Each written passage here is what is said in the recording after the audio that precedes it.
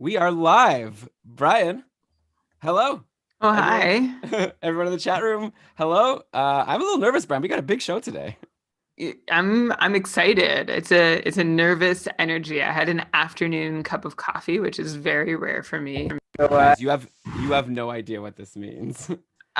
What means? Like I'm telling the people watching, like you have no idea what it means that Brian had a cup of coffee. Like he never does that. Oh yeah, I don't drink coffee barely ever, especially not after like 9 in the morning. So let's do this. And I'm also like still I can't be so loud though, because there's a little baby sleeping. All right, so Brian's gonna be like super excited, but also super reserved about the different traits we talk about. Like Matt Murray to the Sens, they're gonna win. Is that a Tim Stutzle hat? I thought it's just pronounced Stutzel. Is it like It's more? No, it's like Stutzle. Okay, well, we're Stutzle. not doing draft today, thankfully, so we have Just time. call him Timmy S.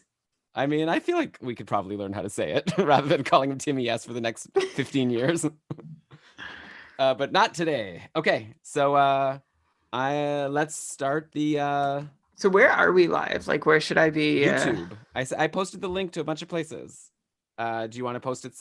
You posted it on Twitter today. Yeah, Remember? I just forget where. Do you want me to send you the link? I can find it. Keeping Karlsson YouTube channel. Okay, so hey, we've got a fun group in the chat room here. We got Alex, Mathieu, my dad, Sid. Oh, hey, Sid. Julio, or yeah, I guess Julio is how you pronounce it. Dave. Wow. Okay, we won't disappoint. We got a big. Brian was like, "Let's try to keep this within 90 minutes," and I just like didn't respond because I feel like I have no idea how we'll do that, but we'll try. You mean no idea how we'll do that? I mean, there's words written. There's something to be said for being concise. Yeah, I mean, I have my words. Like I have my words. Okay, so if we all say our words and in the end all the words have been said and 90 minutes has gone by, then I guess we've done it. I don't plan to argue with you, so.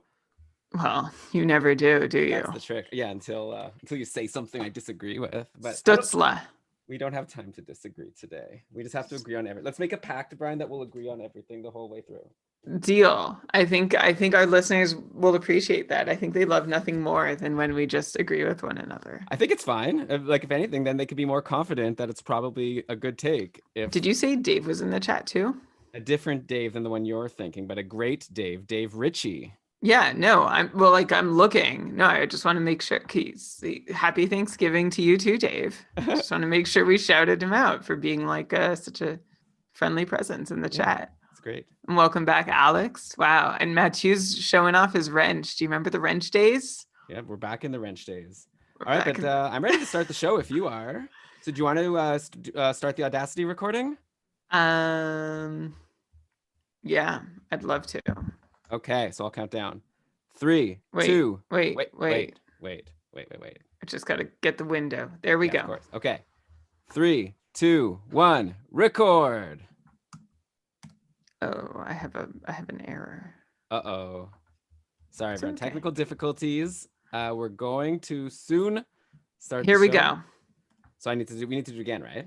Yeah. Okay, one sec. Let me just stop my track. Get it going again. All right. 3, 2, 1. Record. Recording.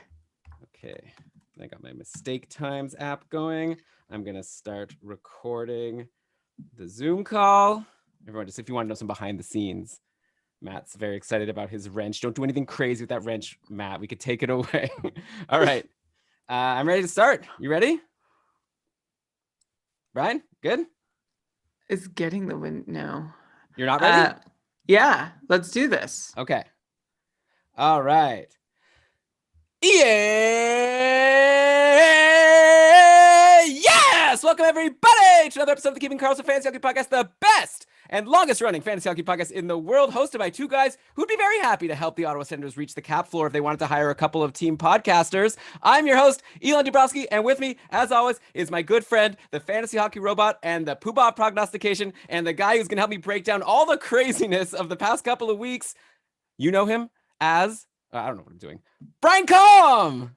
Hello, Elon. Hello, everyone. Thank you so much for joining us. And boy, does it feel good to have some fresh, hot news to deliver fresh, hot takes upon for the show. And Elon, true story, you had prepped this entire show as you normally do. You'd put your blood, sweat, and tears into it. And we actually push our recording start time back by an hour soon after you did that. And good thing we did, because about 1 hour ago, Taylor Hall signs with Buffalo. So we're ready to hit that already. We're going to get to that. There's no deadline for Keeping Karlsson live shows. So I can't wait to break down Taylor Hall and all the other free agent freneticness that has been going on over the last 72 hours or so. Yeah, imagine if we just started the show and then we started seeing messages in the chat room of like Hall to Buffalo and be like, wait, what? Okay, stop everything. But no, we're ready to go. I think, even though who knows, maybe Pietrangelo is going to sign with Las Vegas while we're recording this show. We'll have to wait and see. But yeah, I guess Brian said we're going to cover everything just to like set the table here. We're going to cover a lot. I don't think we're going to cover everything, but don't worry. We have more shows still coming. Hoffman, Dadonov, Pietrangelo still unsigned. There was also a draft, Brian, last week. A lot has happened. So we're not going to cover that, but we're working on getting a draft episode for you guys where we'll get some expert and we'll discuss, all the picks and who's going to make an impact soon versus later. So we'll get to all that. But today we're just going to cover some of the biggest news of the last couple of weeks in terms of trades, signings. And if you want more than just hearing from us, of course, you've got to check out the site that we're presented by, dobberhockey.com. They've been churning out the fantasy impact articles for every single trade. They break it down. They talk about the players or a signing, and then what I really love is right at the end, they do a summary where you see like which players does this help, which players does this hurt, which is really all I care about, right? If it's not my team, I just care about what's the fantasy impact. And that's what Dobber Hockey is giving you all the time. Check it out, dobberhockey.com. But Brian, I guess here we go. And yeah, like you said, let's start with the move that just happened an hour ago. Taylor Hall has signed a 1-year, $8 million contract with the Buffalo Sabres. And this is like a pretty weird thing to happen, right? Because we would have expected Taylor Hall, this big name, finally gets to go to UFA after, he was on Edmonton, he gets traded to New Jersey, then he gets traded at the deadline to Arizona. You think finally he gets to choose his team that he's going to spend the rest of his career with. But no, he signs a 1-year deal. And we'll have to talk about the implications of that, because on one hand, we could be like, wow, this is huge for a bunch of players. Jack Eichel gets to play with Taylor Hall, Rasmus Dahlin gets to play with Hall. But at the same time, like, how long is it going to last? I know there's a no trade clause on the deal, but that just means Taylor Hall gets to choose whether or not he gets traded. Obviously, if Buffalo stinks next year, which hopefully with this trade they won't, but if they're not looking like a playoff team, he could be finding his, I guess, 5th team come the trade deadline, then his 6th team next summer. So Brian, like, before we get into the fantasy impact here, like, what do you think about Hall signing a 1-year deal like this? Was this anything you were expecting? Or I just feel like we haven't seen this before with such a big name. It's a really weird moment. I mean, sometimes you see this with an older player, right? Who's just ready, like Joe Thornton, who's ready to take the twilight of his career just 1 year at a time, seeing what he's ready for and leaving all options open.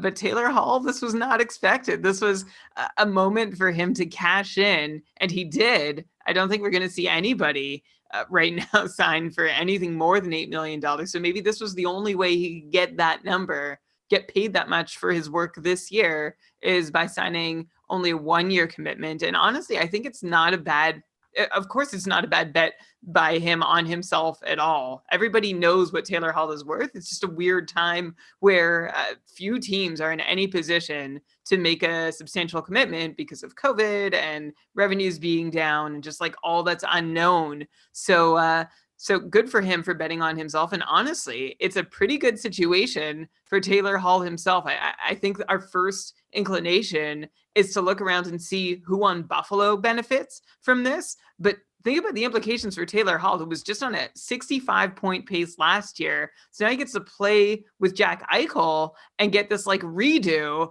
at going into unrestricted free agency again next year. Not that I've ever been worried about Taylor Hall. Like I was saying, everything under the hood has looked fine for him, especially even last year when he was just on that 65-point pace. But he got hit by pretty bad variants, including a power play shooting percentage that was just around 5% and low shooting percentages at 5-on-5 too. So I'm a big Taylor Hall fan. I think this is like an exciting thing. It's great when we're starved for news to have so much to chew on. Like nobody saw this coming, although there's that Hall-Kruger connection. So we'll see if this was a move that is going to be a lasting one in Buffalo. I imagine Jack Eichel would hope so. He was unhappy that Buffalo didn't seem to be putting together a contender. So now maybe that's helpful to him. Maybe it's also helpful to him and his desire to stay with the team, that even if Hall doesn't stay, Buffalo pretty much just put down $8 million to have either Taylor Hall in the future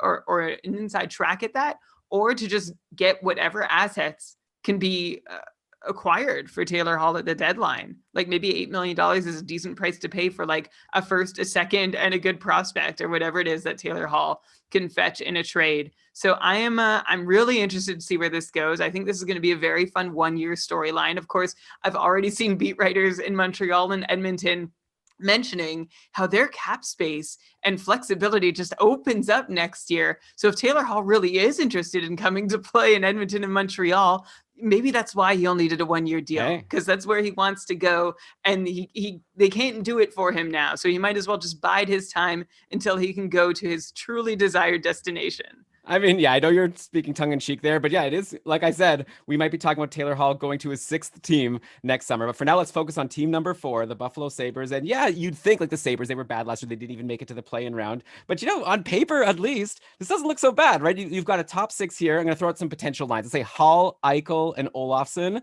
Then maybe Reinhart plays with Eric Stahl, who remember they just traded for recently, and Jeff Skinner. That's like 6 names, like generally very fantasy relevant names all of a sudden there for a solid top 6. You got Dylan Cousins, who is a prospect that people are excited about that might be starting next year. So that might be the start of even an okay depth in the bottom 6. On defense, you've got Rasmus Dahlin, who we were already expecting to have a breakout next year. How great is it for him and for Hall to have each other? Like Hall's basically upgraded his center and he's upgraded his like big minute and top power play defenseman from OEL to Dahlin. So I feel like this just makes me more excited about Dahlin for next year. Brian, I bought a Dahlin Young Guns card, and now I'm very excited to see its value go up. I promise I won't do too much hockey card talk on this podcast, but you do get excited when you see all this moving and you wonder what's the value of the cards. But okay, I'd say so. Yeah, good news for guys like obviously Hall, like you said. I think Eichel, like Dahlin. I guess the bad news, if you want to look at who gets hurt by Hall coming up, the one name that jumps to mind is Victor Olofsson, right? Because I feel like he made so much hay on the power play, being the trigger man, right? And maybe they keep things that way. Like obviously we can't predict how the power play is going to shake out next year, but I feel like they now have a very good other option to have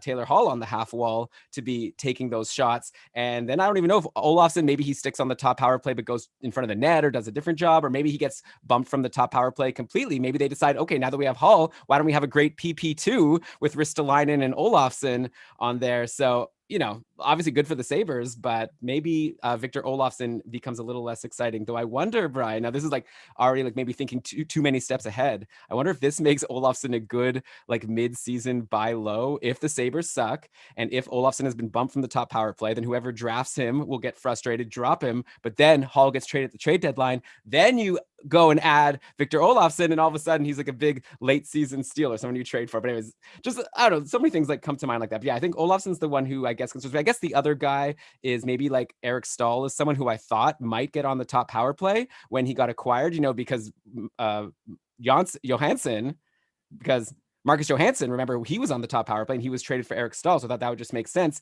Maybe Olofsson stays and now Hall takes, that 4th forward spot that Eric Stahl was slated for. So I'm a little less excited for guys like Stahl and Olofsson, though maybe Stahl, it sort of evens out because he's now going to get a guaranteed good winger, right? Either he gets Taylor Hall or he gets whoever Hall bumps from the top line, be it Olofsson or Reinhart or something like that. So overall, yeah, maybe just kind of bad for Olofsson, but overall mostly good, because when a team gets Taylor Hall, I think it's generally going to be good. And yeah, the team, by the way, maybe they're not going to be so bad, because I've mentioned this good top 6 on defense. Like they have Dahlin, they have Ristolainen. Don't forget they have Henry Jokiharju, who people like. Brandon Montour was just extended.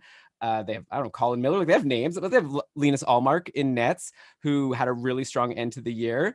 Maybe they pull a Schneider midway if Carter Hutton isn't cutting it. They could waive him just like New Jersey waived Schneider last year. Bring up Ukko-Pekka Luukkonen. Like so theoretically they could have strong D, or at least strong enough D, good forwards, good goalies. Like, what else do you need? Maybe this team actually could be a playoff contender, or maybe I'm just like convincing myself just because I'm too excited about the signing.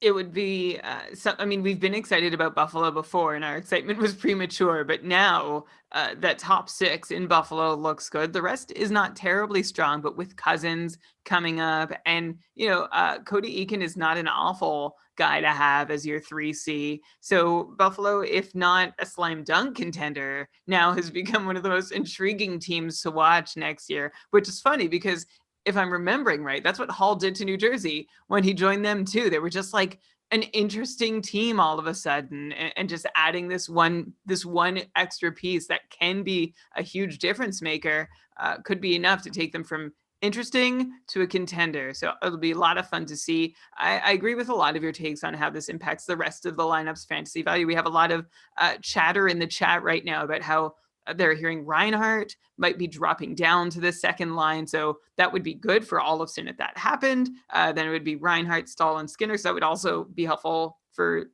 Stahl, right? Who would have a top-notch winger still to play with him. Not that Skinner and Olofsson can't be a top-notch winger. However, Reinhart is definitely a better bet. And of course, if Olofsson does jump back up to the top line to play with Eichel and Hull, that helped sort of to mitigate whatever he loses from being potentially bumped off the top power play. So there's so many moving pieces, and things could still move, but between now and January 1st, right, which is the earliest the season's about to start. So we're not going to get too deep into it, but it is, of course, like fun. Like you can, I hear your wheels turning, Elon, and like I'm shaking off the rust in my brain too. It's so much fun to have these thoughts and conversations again. It's been a while. Yeah, this is definitely gonna be a team to watch in training camp, right? Like we're gonna be so excited to follow the lines of the Sabres when that happens.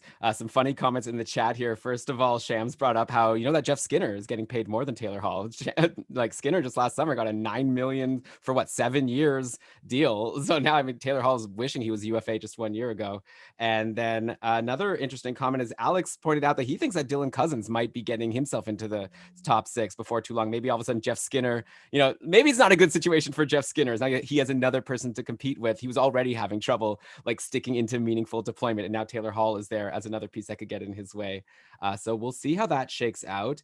And Brian, we just unfortunately got to keep moving. I feel like we could talk about this for a while, but let's keep the train rolling. So we've got a million other things to discuss, and let's go to the team that drafted Taylor Hall first overall back in 2010, the Edmonton Oilers, who okay, they don't have Taylor Hall anymore, but they also brought in a ringer on a 1-year deal, and we'll see if it's a ringer or if it's someone who sticks, in Tyson Barrie, who they signed for a 1-year, $3.75 million contract. So kind of a value deal to get Tyson Barrie, who's just a couple years removed from being a 60-plus point guy on the Avalanche. Obviously, last year didn't look as great on the Leafs, though. To be fair, I've been seeing a lot of tweets like working out how like Barrie's main bad stretch on the Leafs came at the start of the year when Mike Babcock was the coach, and Barrie had no goals and 7 points in 23 games for only a 25-point pace. But then when Sheldon Keefe took over, if you recall, Barrie got on the top power play, and he ended the year with 32 points in his final 47 games. That's a 56-point pace. That wasn't too far away from what he was doing in Colorado. So I think people are maybe overrating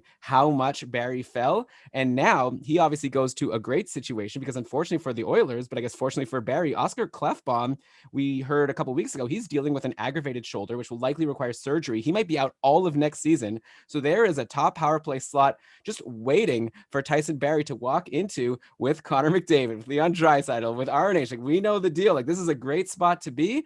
And I don't see any reason why Tyson Barrie can't go back to his Colorado numbers. I'm curious to know if you agree or disagree with that. Okay, let me just retake that. I agree, Elon. I'm optimistic about what this does for Tyson Barrie, although you did mention the difference between Tyson Barrie under Babcock and Keefe, and one coach, Babcock, really didn't like him, and Babcock said it was for defensive reasons. And now you see Tyson Barrie going to play under Dave Tippett in Edmonton, who's also a pretty conservative and defensively minded coach. So this could either go well, right? Dave Tippett could help Tyson Barrie rehab his game and his image as being a defensive liability in time for Barrie's next contract, or it could go terribly if Barrie just can't please this coach or system either, because really two of the worst places to be playing poorly and letting your team down in the entire NHL could be Toronto and Edmonton. So it would be a real shame for him to go from one to the other and just continue to see his career tank. But I'm staying optimistic, Elon. The good news, like you said, is that power play one job isn't something that Tyson Barrie should have to fight for again. This shouldn't even be a question. Hopefully it goes better for him in Edmonton than it did in Toronto. Despite being on a unit in Toronto that, was loaded. It didn't have McDavid and Draisaitl on it, but it was still pretty loaded. Barry only had 10 power play points in 46 games once he was promoted to the top power play at around the end of November last season. Of course, if you go back before Toronto for Tyson Barrie and see what he did with McKinnon, there's no concerns. He was just destroying it, and we were so high on his fantasy upside. So I'm hoping that Tyson Barrie comes back, and that whatever his 5-on-5 liabilities are, they're either hidden away, they're tucked away a little better in Edmonton, or they're solved by his coach. Elon, I actually have a question for you about Tyson Barrie in Edmonton and exactly just how to project him for next year. Do you have Barrie higher now that he's in Edmonton than you'd have had a healthy Clefbaum? Oh yeah, I think Yeah, okay. definitely, because Barry's like proven that he can get these big point totals on the top power play, on a loaded top power play back in Colorado. Like Clefbaum had like a good year last year, like his best year, but still wasn't at the level that Barry had been producing at, if I recall correctly. I don't know if you have Clefbaum's numbers available. By the way, Clefbaum, his fantasy value, he was already down because he was injured, but now even if he does come back, now Barry's there. So I'd be concerned about Clefbaum. I'd also, by the way, be concerned, not super concerned. It's only a 1-year deal, right? But anyone who was hoping, because, back when we heard that Clefbaum was injured, obviously everyone was thinking, wow, maybe this is going to be the opportunity that Evan Bouchard needs to come into the league, step right into the top power play, or maybe someone like Darnell Nurse or Ethan Bear. All these guys, I think, aren't going to be getting that job, at least to start next season. Obviously, we don't know how things are going to shake out. You might be thinking, if you're an Evan Bouchard owner in Dynasty, like, who cares? You weren't expecting him to be a big producer for you next season. I guess my main concern there would be, what if it works out well with Barry, and then all of a sudden they extend him to like a long-term contract midway through the season, and then all of a sudden Evan Bouchard comes into a team where he's going to be slotted in as the second power play defenseman for the next like 5 years to start his career. So like, obviously a little reason for concern, but we'll have to see how things shake out with Barry. And yeah, we'll also see, obviously defensively, like you said, that might be the concern. And it's maybe a bigger concern considering that the Oilers did not do much to improve their goaltending, because they still are going with Koskinen and Mike Smith. They signed Mike Smith to a 1-year, $2 million deal. But maybe I'm getting ahead of myself, Brian. Anything else to say about the defense? No, I think your take on what this could mean for the rest of the D in Edmonton is really good, right? I mean, we've always talked about, could Nurse be the next guy? How about Bear? How about Bouchard? It always seems to be someone on the come up in Edmonton to quarterback that top power play who never either gets a full chance or ends up actually being capable of the job. So it's nice that we have some certainty with Tyson Barrie in the picture. And yeah, we'll see the long-term fantasy impact. Don't forget the fantasy impact this might have on Clefbaum long-term. If Barrie does make an impression at Edmonton and they get along really well and they have a long and happy future together, what exactly does that mean for Clefbaum's upside going forward, let alone Bouchard's too? So yeah, Mike Smith, you mentioned that he's signed. I don't know. Do you want me to throw back to you? Do you have anything to share before I tell you my very obvious take? Yeah, I think it's pretty obvious to everyone. I guess I'll just throw some numbers at people. Mike Smith, 38 years old. All these goalies were getting signed back on Friday, and I was thinking, oh man, Edmonton's kind of running out of options here. Then by the time I went to bed that night, I was thinking maybe Thomas Greiss is going to go to Edmonton. Maybe that's like a good player that they can get, and seems like a good fit for Greiss. But no, apparently Greiss wanted too much money, more than Edmonton can afford. So they went back and got Mike Smith, who put up a .902 save percentage in 39 games last season. Plus, I think the most memorable thing is that dreadful 5 goals against game versus Chicago in the play-in round, which I think really put Edmonton behind the 8 ball and caused them to lose, not even get into the playoffs. So I don't know. I just kind of feel like it's going to be like Edmonton made the playoffs last year, right? Like they were, I mean, in terms of like in the regular season before the pandemic shut the season down, like they were solidly in a playoff spot. And I guess it was because Koskinen was like decent enough, and Koskinen's definitely going to have to do whatever he did last year and maybe more to keep them just where they were before. And I'm not expecting him to get much help from Mike Smith. And I have a feeling you agree. I totally agree. It felt like there was so many goalies available at the start of free agency, and none were really signed for less than Mike Smith. So for the money they're paying, the Oilers might not have been able to do better. Although, like, I'd still have rather signed Ryan Miller to a 1-year, $2 million contract. But we know there's this history between Tippett and Smith that I guess is more important than the last 2 seasons, in which Mike Smith was a .900 goalie.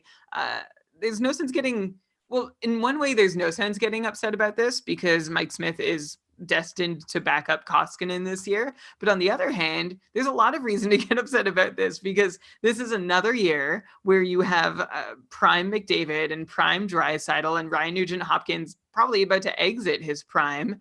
And you're going with a tandem of Koskinen and Smith, where Smith is your insurance policy if Koskinen goes down, where you probably don't just want an insurance policy if you're Edmonton. You want someone to potentially overtake Koskinen, who hasn't really proven himself to be a number one goalie in the league yet. So it's another lesson not learned by Edmonton, it seems, in that they're ready to just potentially, and I don't mean to be overly dramatic here, but they're ready to potentially just throw away another year of contention with two of the best players in the world because they won't invest in net.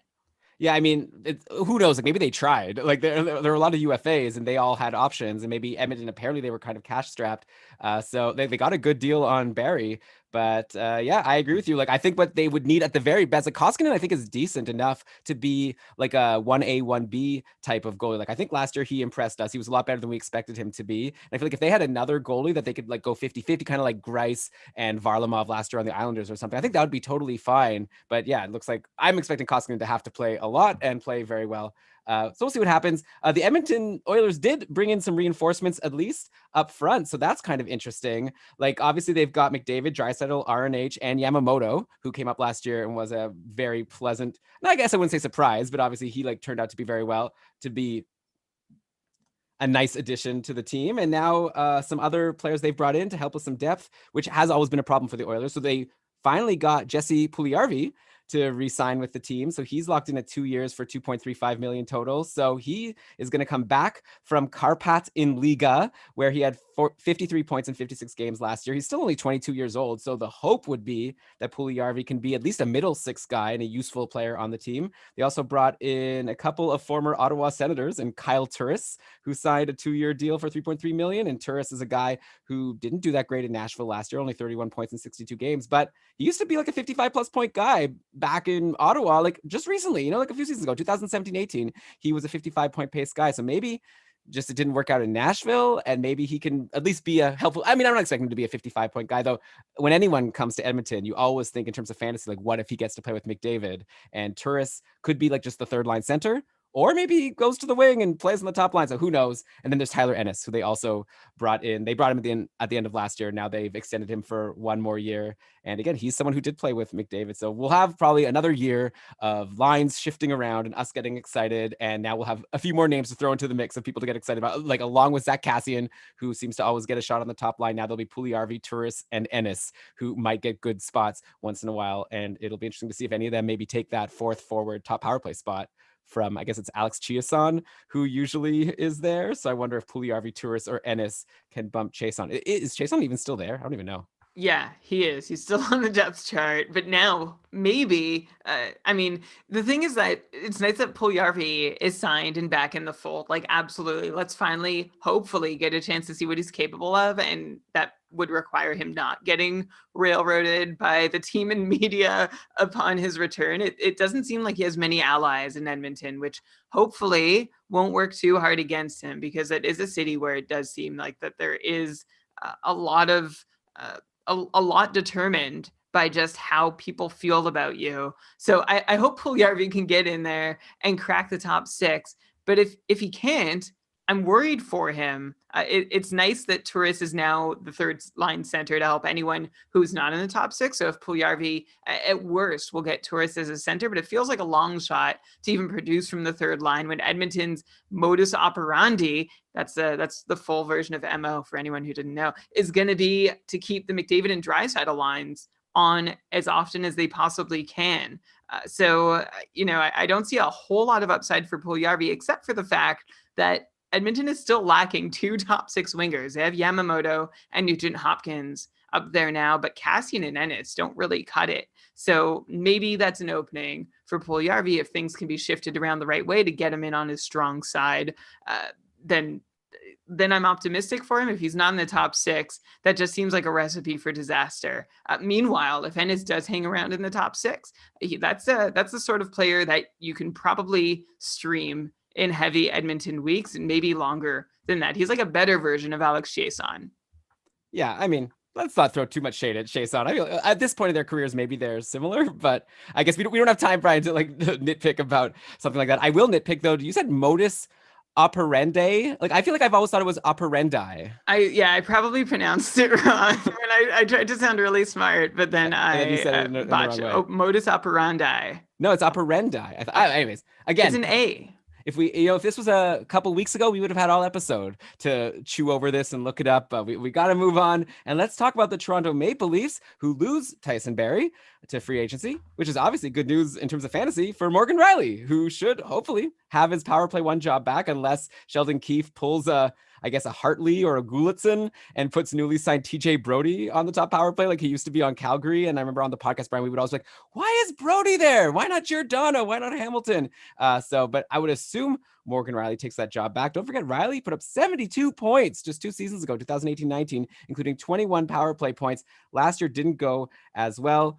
Only 27 points in 47 games, and only 7 of those were power play points. That was a 47-point pace, which is still good, actually. I kind of had a memory that both Barrie and Riley, I kind of thought that they had done worse last year than how they actually did when I actually looked at the numbers to prep this episode. But I'd be very happy as a Morgan Riley fantasy owner thinking that Barrie is gone and he should hopefully get that job back. Do you concur? I concur, with the usual caveat that I offer about Morgan Riley was that the huge season he had where he looked like a 70-point player a couple seasons back was built on a lot of things that weren't sustainable. So while he's in a fantastic spot to still collect points, if he's the top, and should be the top power play quarterback, unthreatened by TJ Brody or really anybody else in the lineup, to be someone who gets to collect from a loaded top power play unit, I still would not think of him as returning to the form that we last saw him in when he was quarterbacking that top unit. I'm still not saying he can't get 55 or 60 points, but I'd say to consider that his upside rather than like the benchmark for like a reasonable conservative estimate for him. TJ Brody, meanwhile, is someone who had an awful season last year with just a 24-point pace, which is sad for him because he's been a guy that we've never really liked on the show because, he was always taking time from Giordano when we didn't understand why and not doing a whole lot with it. But at least we could say for Brody that he was a guy you could set your watch to getting 35 points from and even have hope that he can reach 40. And I think he'll get back to being that guy in Toronto, kind of like Jake Muzzin or an Alec Martinez analog in terms of fantasy, although worse than both those guys because peripherals have never been a big part of Brody's game. So I don't think, if anyone's wondering what this does for his fantasy value, honestly, I don't think a whole lot. This is one of those moves that means much more on the ice than it does in fantasy matchups. But Elon, you'd be well served to point out that this could be good for the Toronto goalies if they are making defense a priority. We still want to see Freddie Anderson get some rest, regardless of how many good defenders they put out in front of him. But the more solid defenders they can fill their top 4 and top 6 D pairs with, the better. Yeah, I mean, I think they've kind of addressed that, right? Like at the end of last year, they brought in Jack Campbell to be a backup. And I think a lot of people expect Campbell to be a very capable backup who can play more than, the Sparks and whoever else, Hutchinsons of the world that were there before. So yeah, it looks like Toronto is like, they've learned good lessons. They just got to put it together now. Like they've got some good defense and they've got Brody. Like you said, they've got Muzzin. They've got Riley, Dermott. They also just signed Zach Bogosian. I don't know how much he brings to the table. Obviously nothing for fantasy, but he helped the Lightning to the Cup. So there's something there. Brings leadership and Cup winning experience at the very least. Rasmus Sandin is someone we were excited about at the end of the season, or Justin Hall. So I don't know. It seems like they have a rosterable set of defensemen. They obviously have those high-end forwards. They've got Anderson and Campbell. So I like the Leafs setup, and I hope it works out. And obviously, though, because of all the money they're paying for all their high-end players, we have to mention that they made a trade, and it's one of those trades you just have to do when you're up against the cap. So they trade away Andreas Johnsson, who's a solid middle 6 piece for them. He goes to New Jersey for a guy named Joey Anderson, who's a 22-year-old prospect who I've been reading could maybe be like a bottom 6, like right winger. So it's good. Toronto loves to get those bottom sixers that don't make very much money that can just take the minutes whenever, Marner and Tavares and Matthews and everyone needs a rest. But yeah, I guess we should look into, with Andreas Johnsson leaving, that does actually leave a very tempting and valuable spot open in the Leafs top 6, because don't forget Kasperi Kapanen was traded to the Penguins a few weeks ago. So all of a sudden we've got a top 6 in Toronto with like Matthews, Tavares, Marner, Nylander, Hyman. We assume they're all there, and an open spot, right? So someone's going to be playing with Matthews or Tavares next year. That's not Johnsson. That's not Kapanen. the first thing that jumps to my mind is maybe Ilya Mikheyev is the front runner. He had 23 points in 39 games last year, including a really hot run at the end of December when he got into the top 6 before that scary regular season ending injury. He did come back for the short play-in round, no points in 5 games. Who knows if he was fully healthy, so I'm not going to pay any attention to that. I guess there's also Nicholas Robertson, who is a prospect who could get there someday, but he's only 19 years old, so I'm pretty bullish on Ilya Mikheyev for next year. Soupy, as people call him. I think that he might have a long and secure spot playing with Matthews or Tavares, and how can that not be good? I can't answer that question, Elon. There is no answer. Although we've seen Andreas Janssen not be great in those situations, I guess we'll get to in a minute. But first, let's talk about Soupy, who did have a brief run last season playing with Tavares and Hyman in Toronto, in which he had 6 points in 7 games and looked like he might be able to stick, although like he was sort of bumped down back into the middle/bottom 6 before getting injured. We never really got to see him get a new opportunity, a fresh start in that top 6. So now all of a sudden, there aren't so many contenders for that extra top 6 spot in sight with Janssen and Kapanen out the door, which is a sort of a new thing in Toronto for them to need someone to step in rather than to have this glut of options. So Mikheyev has this nice upside, and I think Toronto clearly likes him enough to want to give him that opportunity to be a forward in their top 6. So I'd put him right up there next to Hyman as somebody who is probably worth nabbing towards the end of a reasonably deep draft, just as someone that you can count on for at least a half point per game and probably more. Elon, don't jump on me for calling Hyman only a half point per game player. No, that's fine. All right. It's okay. I agree with you. Like, this is going to be like when we're coming up with our sleepers. Everyone, when drafts come up, can you imagine, Brian, fantasy hockey drafts? That'll be very exciting when that happens. I guess maybe in a couple months in the best case. But yeah, like I think people are going to be coming up with their lists of sleepers, and I feel like Mikheyev is going to be on that list for a lot of people. We see in the chat here, Alex is suggesting maybe like Wayne Simmons could take that spot. Who knows, right? I love the thought. Yeah. It's nice. I was sort of advocating for Wayne Simmons to have more of a role, like at some points over the last couple of years, but I'm kind of over it. I'm really concerned about his future. I mean, he's a nice signing, the same way that Toronto. I feel like Toronto fills out their bottom 6 the way that Ottawa wants to fill out their entire team by like signing these guys from Toronto, like Simmons and Spezza, who can be like these vet presences, but hopefully, ideally, in a limited role in Toronto. I don't think it's a bad play. I think it's really interesting, but I don't see Simmons being a candidate to play in the top 6. Yeah, I mean, that's probably like worst case scenario. Like if Mikheyev gets injured and someone else, like obviously it's a potential option, but clearly, yeah, the Leafs didn't bring Simmons in. So let's mention they signed Simmons to a 1-year contract, I think 1.5 million, and they also signed Jason Spezza. So yeah, that's what the Leafs do. Like we said, loaded top 6 and then budget guys at the bottom. And Simmons, I don't think his job is going to be to get points. His job is going to be like, a big, tough presence. I think he said in an interview how he's going to be there to like stand up for people and fight for the team. So, whatever, that's great. And hopefully that works out. Not a lot of money, and I wouldn't expect much fantasy value. Obviously, if your league counts hits, he's going to provide something there, and we'll see if he can like throw in some shots on goal and whatever else. But yeah, great spot for Mikheyev. And now let's go to the New Jersey side of that trade, because they get 25-year-old Andreas Janssen, who had, like you said, not a great year last year, only 21 points in 40 games. He did have a 48-point pace the year before in very low ice time. So he was looking to us like someone who, with given a bigger opportunity, could really be a breakout candidate. And now I think he could actually be a nice sleeper for next year as well. Maybe I'd put him around the Mikheyev level in terms of when I'm deciding who to draft, because the Devils didn't bring on his contract just for him to be a bottom 6er. I wouldn't think, right? Like he's getting paid, I think it's like 3 point something million for the next 3 or 4 years. I guess I should have had that ready. I'm not sure why I don't. I'm mad at like last night, Elon, now for not writing that in my notes, but they've got Janssen there, and assuming he's in the top 6, he's going to be centered by either Nico Hischier or Jack Hughes.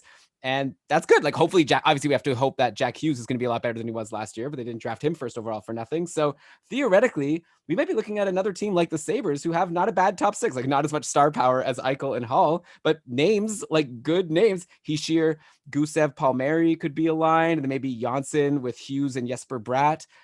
So I don't know. Like I'm actually a little bit into the Devils for next year. Like not as much as last year when I think we all went too over the top when they got Gusev and PK Subban, and all of a sudden we were talking about maybe this team could be like a playoff team, and maybe like the rebuild is over. Obviously that didn't work out. Now Ben Burnett from Short Shifts, he was saying he looks at this as like maybe a budget version of the Islanders. Like the team not a lot of star power, but one really good center and maybe two, and a team that's going to like focus on defense and maybe be able to make something happen. So we'll have to see. I'm kind of into what the Devils did. They also got Corey Schneider. They also got Corey Crawford in free agency, which is definitely going to be an improvement over what Corey Schneider was giving them last year. They waived him. So now they're going to have, I think, a really nice looking tandem with Mackenzie Blackwood and Corey Crawford. I don't even think, Brad, we need to debate like who's going to get more starts. I think the plan is to play them 50-50. I think that would be the smart thing to do. And yeah, I don't know. I'm into the Devils. But I guess I didn't even let you comment yet on Johnsson. So let's start there. Do you concur with me that he might be someone that people should be targeting for drafts next year? Kind of. I'm open to the idea, as I often say, but I'm not so sold on Andreas Johnsson. I do love what you said about that he'll get to play with Hughes or Hischier, and there's a decent top six around him. Although if you're on a line with Jack Hughes and Jesper Bratt, if Jack Hughes doesn't take that big step forward, we're hoping he will this year. And of course, he's still a blue chip top end prospect, so there's a good chance he does. But still, if that doesn't happen and you're playing with those two, it's not really top six material, but let's hope that it would be. Even if it is, I'm just going to remind you that Andreas Johnsson only scraped together 16 points in about 30 games when he started this past season playing with Matthews and Nylander in Toronto. Then he got hurt, and then he never got back to a place like that in the lineup.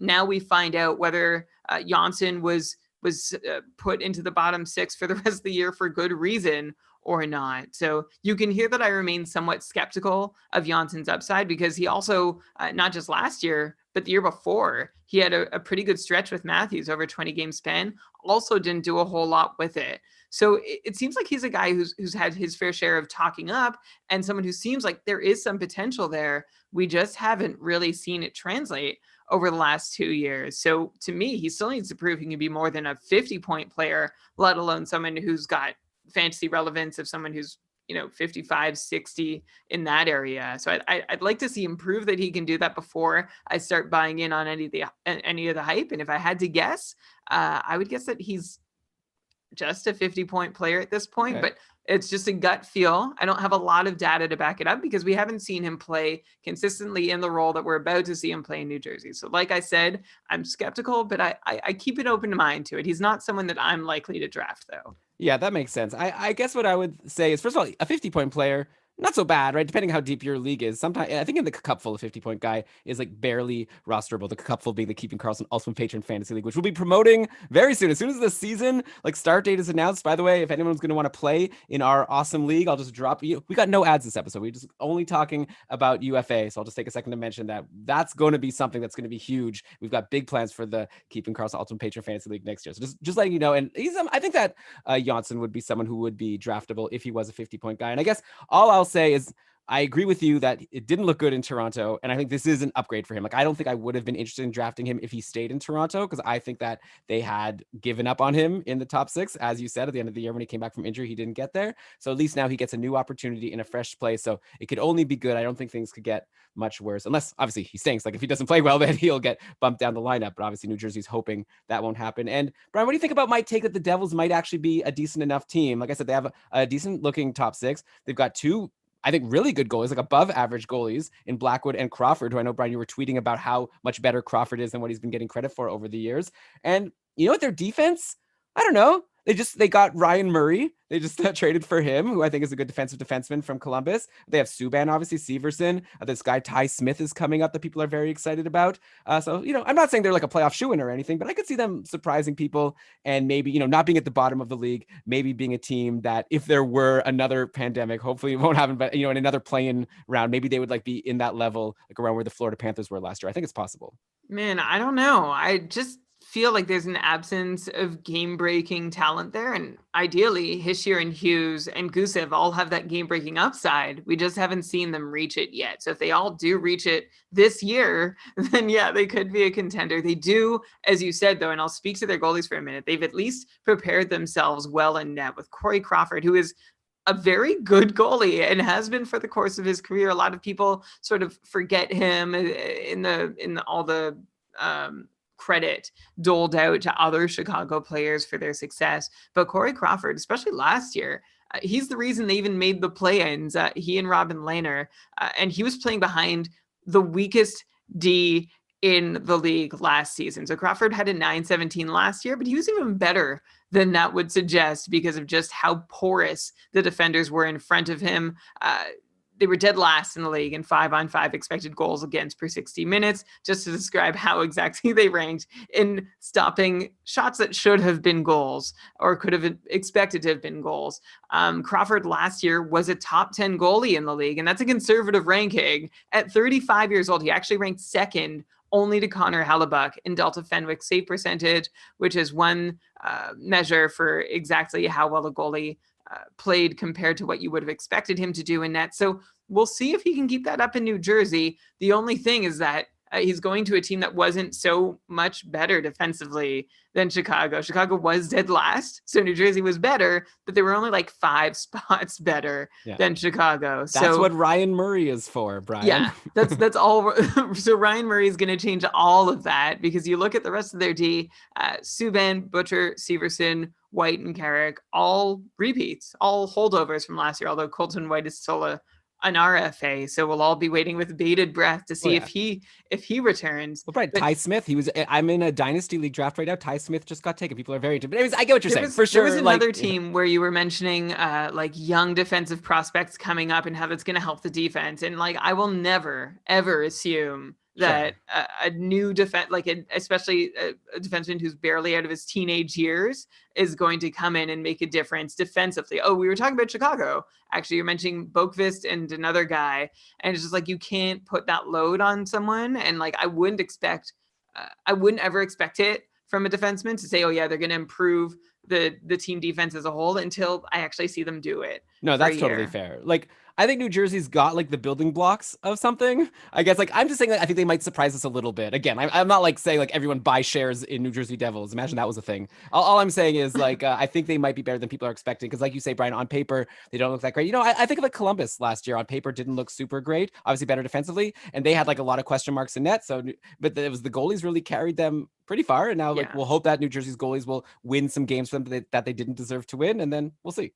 Yeah, the Devils, at least you can say they have a tandem that's going to win them some games that they might not deserve to win. It's going to be nice for Blackwood and Crawford. I think we've seen them both struggle the more often they play in recent years. So it's nice that they can split starts with each other. And Blackwood, not chopped liver at all. He was also a top 10 goalie last season in Delta Fenwick save percentage. And you know, that also sort of speaks to the challenge posed by being a goalie for the Devils last year when you're just facing like a barrage of high quality shots. But as we're saying, Crawford and Blackwood could be low key one of the best tandems in the league going into next season. So I'm excited to see Columbus isn't a bad comparison, Elon, because maybe they might be better than Korpisalo and Merzlikins were last year, although they were amazing. But the rest of the team isn't as good as defending. So maybe it's a wash. Anyway, we're talking too long about the Devils. But the goaltending is fantastic. The top 6 is curious, and we'll see if that'll be enough to make them at least a bubble team. Yeah, I would hope PK Subban could figure out how to play a little bit better than he did last year. So that might be something. But okay, you're right, Brian. We've talked too much about the Devils. We have some breaking news, by the way. Steven in the chat is letting us know that the Leafs have done it again. They've brought in another cheap bottom 6 winger in Jimmy Vesey. So add him to the list with Simmons and Spezza and all these guys who are going to, help the Leafs stay under the cap, but be able to roster a team with 12 forwards in the lineup every single day. So that's good. No fantasy impact, of course, but probably a good signing for the Leafs. So we were talking about, how Chicago loses Corey Crawford. He goes to New Jersey, and we're talking about how New Jersey has this great tandem. Now let's look at Chicago, who loses Corey Crawford. They, like last year, Chicago had a good tandem, right? They had Crawford and Robin Lehner, and they were spending a crap ton of money on goalies. Now they go to having neither of those guys, and they didn't replace them in free agency. And it looks like they're not planning to replace them. It looks like they're going to try to pull a Columbus and let their young goalies get a chance and hope that one or maybe 2 of them can, do something and like earn a job, a long-term job. So yeah, let me throw these names at you. Here are the current goalies. And I feel it's such deja vu from last year talking about Columbus when Bobrovsky left. I'm like, I think they're actually just going to go with Korpisalo and Merzlikins. We were all like, I don't know about this. And it turned out to be like so much better than Florida's situation with Bobrovsky. So we'll see if it could happen again in Chicago. Could also totally blow up in their face. They re-signed Malcolm Subban to a 2-year deal for $850,000 per year. And then they have these prospects who played in the AHL last year, Colin Delia, who I believe we saw a couple years ago in the NHL, and he did pretty decent. And last year he had a 912 save percentage with Rockford in 32 games. And they have another goalie, Kevin Lankinen, who had a 909 save percentage in 21 games with Rockford. So in my opinion, it's really hard to predict. I feel like 2 of these 3 goalies will make the team. I think it's almost an even bet on who they'll be. Like, I think if Malcolm Subban struggles in training camp, I don't see why they wouldn't send him down because he has a very cheap contract. And then, have Delia and Lankinen as their pair of goalies. So they've got 3 goalies to try. 2 of them will make it. Hopefully 1 or 2 of them will also be decent. And as far as fantasy goes, this is your chance to potentially get a starting goalie or a pair of goalies like at the very end of your draft. No one's going to be drafting Subban, Delia, or Lankinen, so they'll be there for you if you want them. I know, Brian, you're about to remind us how bad Chicago is defensively, so you have to be wary. But if you're in a league where goalies are at a premium, it's super hard to get goalies who play games. These are the guys that Chicago has for next year. Again, Malcolm Subban, Colin Delia, Kevin Lankinen. Learn their names because 2 of them might be meaningful. Learn their names, and if you ever roster them, get ready to curse their names. It's of course possible that one of them will step up. I remember back post Cristobal Huet for Chicago, the last time they were in this situation, Cristobal Huet, the contract they signed him to essentially sunk his career because he was so far from playing up to it, and they were left with Antiniemi and Corey Crawford, who, no one knew who the next one was, but they knew one of these guys was going to be NHL starting material. The difference between then and now is that we don't know that Delia, Subban, or Lankinen are going to be NHL starting material. There's less faith in either of those guys being able to take up that mantle. And of course, Chicago was still in a stage where they were like a really fantastic overall team. Now they're in a place where they have started to rebuild in really interesting articles that we're seeing, by the way, from your pal, Elon Mark Lazarus, about all the discontent amongst the Chicago core that, they're pulling the plug on them pretty much and starting to go into what seems like a pretty deep rebuild, but that's not really that relevant right now. What I'm trying to say is that Chicago is going to be a bad team next year with 3 unproven goalies. That's a recipe for disaster. I think they'd be happy to get first overall pick next year, the way things seem to be shaping up for them. I mean, I don't know. I guess I'm a little bit more optimistic. Like, I'm just thinking, like, with goalies, it's so hard to predict. Like, last year, I remember going into it, I thought Joonas Korpisalo was, like, such a dud. Like, he had, like, had a couple chances in Columbus before when Bobrovsky got hurt. He never did anything. And then look at him. He ended up being one of the top goalies. And who knows? Maybe Delia or Lankinen can do it. Like, I'm not saying I think it's going to happen. And it is frustrating, though, because, like, Chicago, you're right. They also traded Brandon Saad, I guess, to try to help their goalies. They brought in a defenseman, Nikita Zadorov. So it was a trade with Colorado. Saad and Dennis Gilbert for 2 defensemen, actually, Zadorov and Anton Lindholm. So I don't know. I'm not really expecting that to help too much. Like Zadorov, they signed him to a 1-year, $3.2 million contract. So obviously they were expecting him to help. But like, I don't know, when you say like they're just going to be terrible next year, like they still have some very high-end players, right? Like they've got Taves, Kane, Kubalik, DeBrincat, like Strome. Like I'm sure I'm even leaving someone out. Like this is a good team, like in terms of like high-end like offensive players, and they've got Kirby Doc and like Adam Boqvist, who were rookies last year, and we would hope that they could take some strides. So they have some really good pieces. Probably losing Brandon Saad doesn't help. Maybe for Zach, I don't even know. Like, what do you make of this trade? Like, is this like a we're rebuilding, we're just dumping a contract, or is this like we were terrible at defense, so we're gonna try to bring in some defense at the expense of a forward? I don't know what to make of this trade. I don't know what Chicago's doing. You'd think when you pretty much have 2 or 3 years left to squeeze out of Taves and Kane that you're going to try and make the most of that 2 or 3 years and not sort of back out early of your window. So I don't know what Chicago's MO is at the moment. I can't understand exactly. Speaking of Saad specifically, by the way, I saw a funny tweet last night, and I'm sorry I can't credit where it came from, but it said that Stan Bowman has now lost his 3rd trade involving Brandon Saad. So he has traded for or traded away Brandon Saad 3 times. These are the trades. He traded Brandon Saad away for Artem Anisimov. Then he traded for Brandon Saad by trading away Artemi Panarin. And now he's traded Brandon Saad away to acquire Zadorov and Lindholm, neither of whom necessarily project to be better than a third pairing defenseman. So it's very strange what Stan Bowman's history is with Brandon Saad. I don't know how you can lose a trade on the same player 3 times, but it seems like that's what's just happened. Well, yeah, or time will tell. But like the one thing, but I agree with you. Or he'll lose 2 and then win the third. Like that's not exactly. much better, Elon. Well, there is an argument to be made. I talked about this with, like you said, my good friend Mark Lazarus. I don't know if Mark Lazarus agrees that we're good friends. I don't think he knows my name, but I would like that. I did have a great podcast episode with him. But we did discuss how the thing is Panarin, again, became a free agent, like an unrestricted free agent, and he left Columbus. So I guess the idea is like, yeah, you say he lost the trade if you think that Chicago still had a window at that time to go for a cup. And maybe if they would have had Panarin, maybe they would have been able to win it, but they had Saad for longer. But now they've traded Saad away. Yeah, exactly. So that's moot. But I'm just saying, like, well, go back and listen to that podcast, Brian. And like Mark Lazarus said that you could like make multiple arguments if they won or lost the Panarin trade. There was an opportunity cost element in that deal. I get it. Yeah. But now I don't think there's any possible justification for it. Here, let me give you one fantasy relevant impact from this trade. So if Zadorov, I think it's Zadorov. I watched the playoffs, right? He was playing for Colorado. If he comes to Chicago, which he will, I think he's probably going to get more ice time than he did in Colorado because Chicago doesn't have as many good defensemen. And Zadorov is obviously a huge fantasy asset in terms of hits. He just throws those hits like crazy. So even more hits potentially if he has more ice time now in Chicago. So if you're in a league that counts hits, I think his value may have even gone up now that he's switched teams. But still, how much value is there in a defenseman who gives you hits but nothing else? Yeah, exactly. Well, like it's the categories league. He also gives his team, like, this is why I'm not at all high on the trade. He doesn't give his team much else aside from like some good defensive play. It won't take that away from him, but I don't think I think that's actually offset by the lack of anything else he's able to offer. Right. Okay. So that's a shame for Chicago. They'll have to impress us. I guess just like New Jersey, it's teams that like we're not expecting much, but we'll see. It seems like New Jersey's maybe going in a different direction than Chicago, though, in terms of the trades they've made and the signings they made this summer.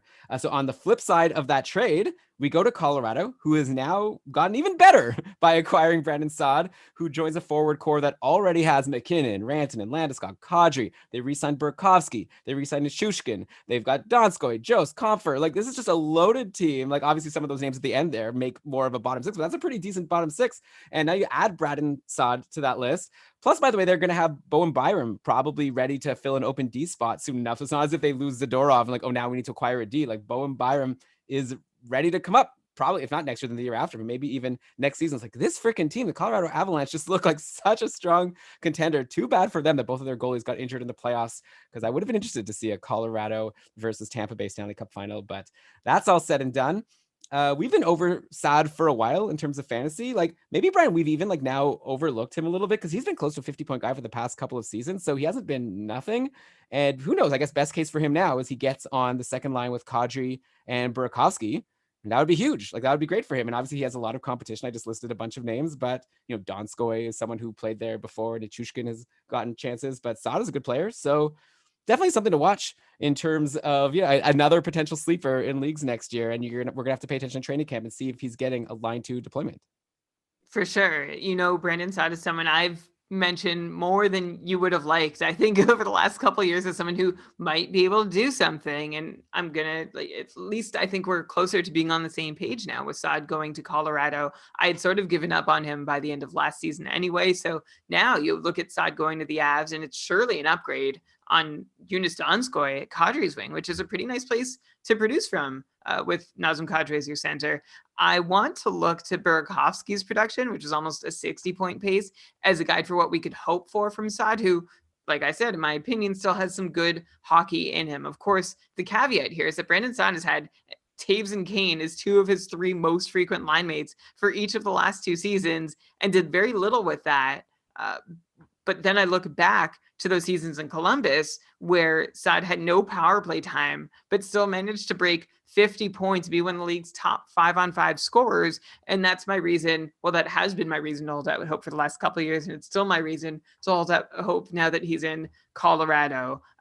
His last couple of years in Chicago weren't even that bad, which always confused me. His numbers under the hood weren't awful, but Saad was hurt by variance, more than he deserved to be, I think. And then I'll throw this last hint of optimism for Brandon Saad is that his points per 60 this past season was actually right up there with his Columbus 50-plus point seasons, but Saad was seeing less time on ice this season, so it didn't show up in his numbers. Anyway, last season we were talking about Donskoy going into this spot, second line in Colorado playing with Kadri, and the hype behind him wasn't unreasonable, but I think Saad deserves that same amount plus a touch more. So yeah, he's someone who I think is almost draftable going into next season. He'd be on my list as like a late round flyer.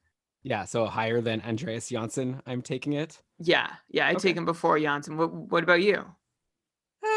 I don't know, 50. Like, I'm not, you love Brandon Saad. I like Brandon Saad. So it's like a little bit different. Like you were saying that like maybe he could be like Burakovsky. I'm not going to, be expecting that. I think he's not necessarily even being brought in for that. I think that actually him getting on the top 6 is only maybe a 50-50 chance in itself. Like I think that he's a really solid, third liner that can play well defensively and while, when they want to let their stars rest. So we'll see how it shakes out. But yeah, he's someone I'd definitely be interested in, but it would be more like I have to wait and see how things shake out in training camp, which I'm sure you would agree with. Let's switch now to I talked about Bowen Byram, who is this defensive prospect that Colorado has, that if you recall, they drafted him a couple years ago with a pick that they acquired from the Ottawa Senators when they traded away Matt Duchene. And so I guess since we're talking about the Ottawa Senators, let's talk about a big trade they made recently where they picked up a big name for themselves in Matt Murray. So the Sens have got their starting goalie now. They acquired Murray for Jonathan Gruden and a 2020 second round pick who turned out to be a guy named Joel Blomqvist. So we'll see if we ever talk about the Penguins superstar Joel Blomqvist. But in the meantime, the Sens get Matt Murray. And obviously the real reason the Penguins did this trade is to get that contract off their books. Well, he was a RFA. They just wanted to get something for him because they weren't planning on re-signing him because they extended Tristan Jarry. We'll talk about the Penguins in a second. Let's focus on the Sens because Murray signed a big deal with Ottawa, $25 million for 4 years. That's $6.25 million AAV. So if you're keeping track at home, that's more than Crawford is making. That's more than Markstrom. That's more than Leonard. Of all the big name, that's more than Holtby. Like all the big name UFA goalies that signed this summer, the guy who made the most money was RFA Matt Murray, who you would think shouldn't deserve this much money because he's coming off the worst season of all these guys. He had an .889 save percentage last year in 38 games. We all recall that it was Tristan Jarry that eventually took over the job from him. Though Murray is just a couple seasons removed, right? In 2018-19, he had that really terrible start where Casey DeSmith took over for a bit. Then if you recall, Murray just said that he was injured and then he took like a month off. And then he came back and he was amazing. He actually ended the year with a .919 save percentage. And then of course, if we go further back, we have his first 2 amazing seasons where he came late in 2015-16, led the Pens to the Cup, did the same thing the following year. So he's obviously, and he was a highly heralded prospect before he even started with the Penguins. So he's a guy who at one point, I remember talking to prospect expert Cam Robinson, and he said that Murray is like the first goalie you take in a fantasy draft ahead of Andrei Vasilevsky. So that's obviously changed. And now the Sens get this guy and we have to figure out, is this good? Like, obviously, Brian, we can't predict goalies. We're not that good at it. And like with Murray is especially tricky because is it like, has he been affected by all these injuries that he's had over the years? Maybe is he like somehow recovered now and he's ready to be great on Ottawa? Or did Ottawa just make a huge mistake and now they're going to have this like below average goalie for 4 years at big money? Does Ottawa even care if they're spending big money since they're just trying to get to the cap floor apparently? Brian, you're a Sens fan, so take it away. Are you happy about this or are you really mad or somewhere in the middle? I'm confused, Elon. Okay. So I guess somewhere in the middle. I thought the trade was an interesting place to be, or an interesting move to make. I liked it, and I can tell you that the Sens fans around me also liked it. I was like, okay, all right, a second round pick for a goalie who's had like some real success in the NHL, who might be the future. And then the contract came. It's like, wait, what? Like, Ottawa doesn't want to pay anyone, but then suddenly it feels like they overpay in net on a contract that's going to be up around the time they should, God willing, be able to become serious contenders.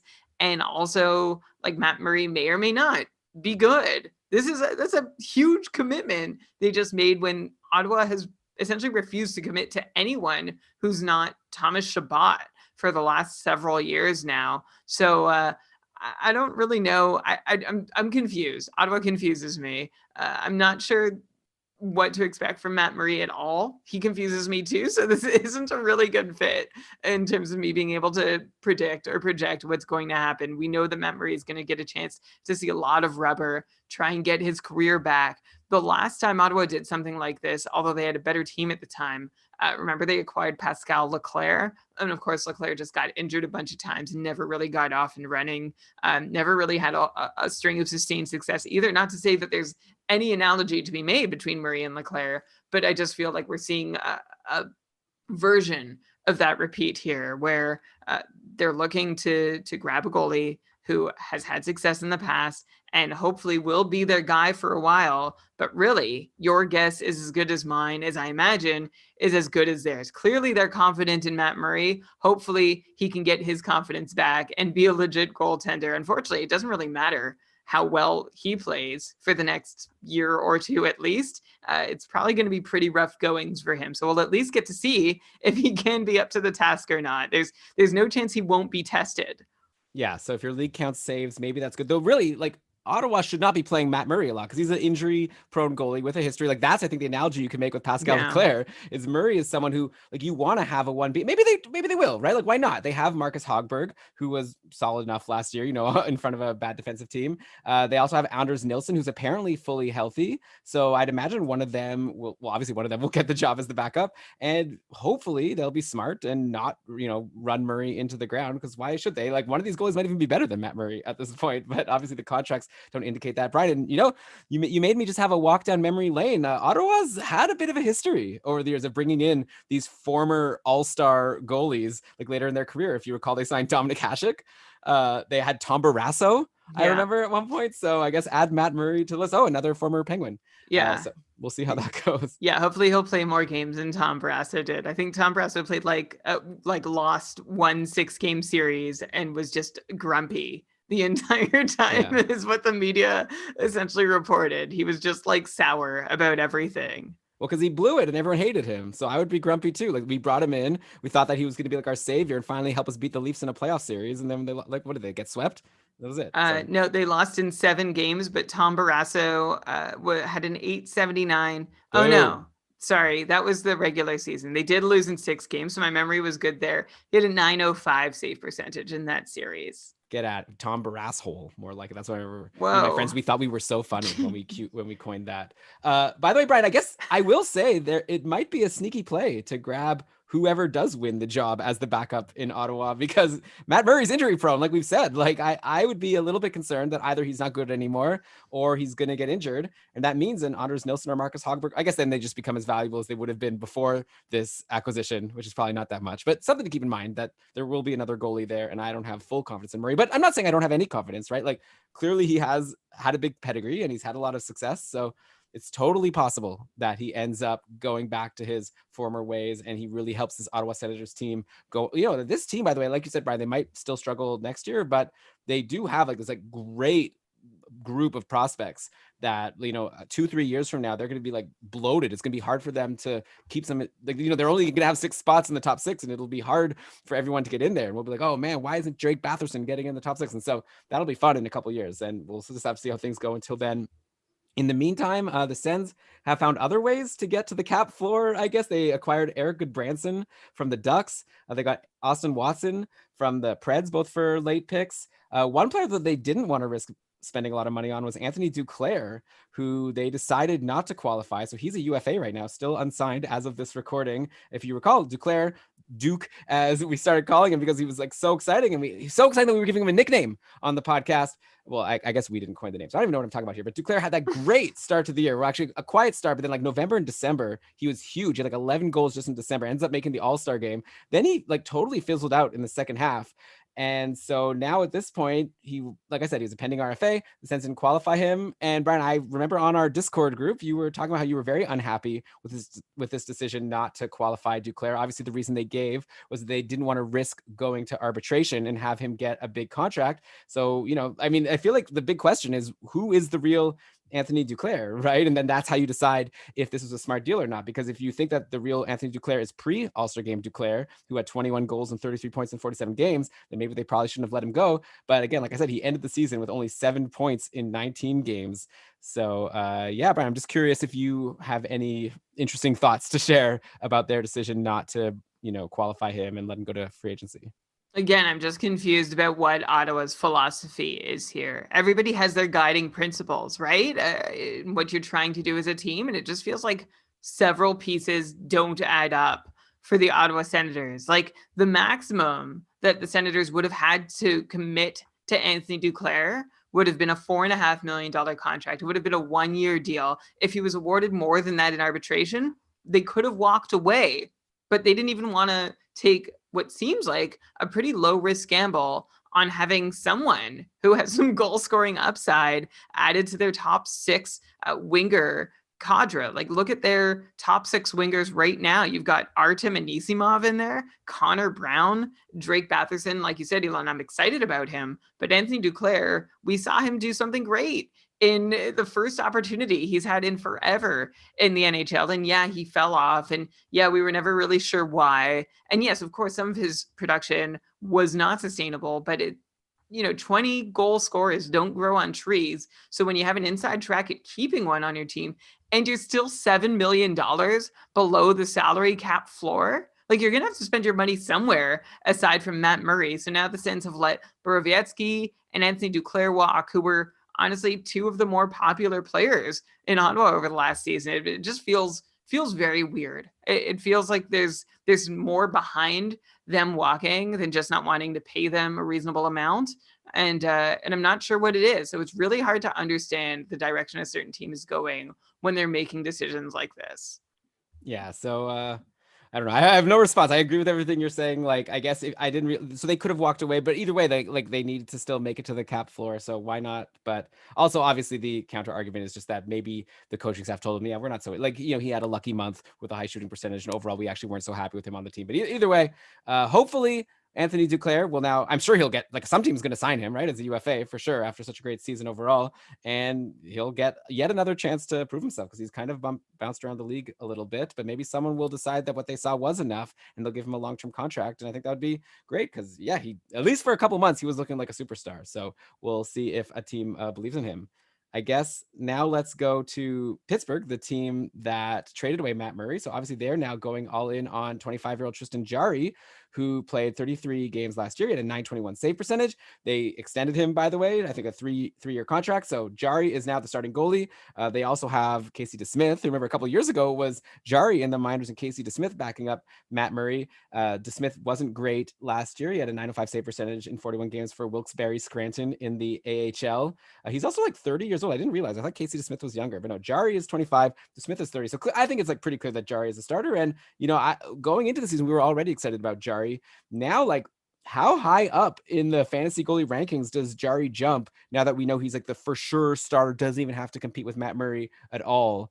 Is he potentially a top 5, top 10 goalie when we're drafting goalies next year? Oh, I don't know. I'm a little concerned about the direction Pittsburgh is going. I haven't liked several of the moves that Jim Rutherford has made lately, both in trying to stock up for the playoff run. I mean, the fact that they were bounced by Montreal, like a non-playoff team, is a red flag to me. And Tristan Jarry, even with a .921 save percentage last year, I didn't find him terribly impressive. The measure that I was using to measure Corey Crawford's success and Mackenzie Blackwood's success, in that measure, Tristan Jarry would be considered exactly like an average goalie in the NHL. Not really any better than most goalies, but also not worse than most goalies. The other guy who had exactly a 0 Delta Fenwick save percentage last year, which means pretty much performed exactly up to expectation, is Petr Mrazek. And what do we think of him? We think of him as someone who has good upside, but is inconsistent and not necessarily someone reliable. So I guess we'll see what next year brings for Tristan Jarry. It sounds like you're really high on him, Elon, and you must be, because you remember those high highs he had last season. But do you remember Jarry's low lows? He was just an .899 goalie over his last 12 games of the season. and he only played 33. So that's like a third of his season right there. He was an 899 goalie. Mind you, I'm not saying the Penguins made the wrong choice. Tristan Jarry is still a developing option, still young, as good a bet as any of the goalies available in Pittsburgh. But for the record, Matt Murray is essentially has been a better goalie over the last 4 years than Tristan Jarry has been over his short career. But there's a money thing going on there too. And I'm not trying to compare the two. I'm just sort of revisiting my Ottawa analysis, saying that Matt Murray hopefully is an average goalie, at least for Ottawa. But going back to Jarry and the Penguins, I don't know, Elon. I'm not as optimistic as I feel like I should be able to be about a team with Crosby and Malkin. I mean, no, for sure. And by the way, I was just asking the question. I wasn't saying that I think of him as like a top five, top 10. Honestly, I feel like we have to think about it, and we'll spend a lot of time thinking about it and still get it wrong because it's hard to predict. But I'm just saying, like, in terms of, the NHL doesn't have that many starting goalies, like, or at least not as many as they used to, right? We talked about that on, I guess, our last show with Ben. Like, now there's a lot of tandems. I think here we've got Jarry as like the sure starter on the team, and the Penguins, I think, still should be a good team. We'll talk about some of their players that they've acquired in just a second. Yeah, I don't know. Like, I just think he obviously has the upside, but he has to play well. He has to earn it. So he's in a good spot. He had a good overall season last year. Like you said, Brian, maybe a little inconsistent. So now we'll see if he's able to handle the job, and he's got the opportunity. Now he just has to run with it. He'll be playing, by the way, in front of a bit of a new look D next year. So Justin Schultz left to Washington. Jack Johnson is gone, which apparently a lot of people say is a huge win for the Penguins. So he's gone to the Rangers. He was bought out, by the way. Then we have Mike Matheson, who came in a trade with came in from a trade with the Florida Panthers for Patrick Hornqvist. So we've got Schultz and Johnson out. We got Mike Matheson in. I don't know if that helps or hurts. Like, Matheson had a bad year with the Panthers last year. His ice time plummeted. He was benched in the play-in round. So he was like, no value added to the Panthers. Obviously, the Penguins are unfazed by what they saw last year from Mike Matheson because they took on the remaining 6 years of his $4.875 million AAV contract. So I would think at the very least, Matheson's going to get an opportunity to produce because the Penguins are going to want to try to make this trade look good.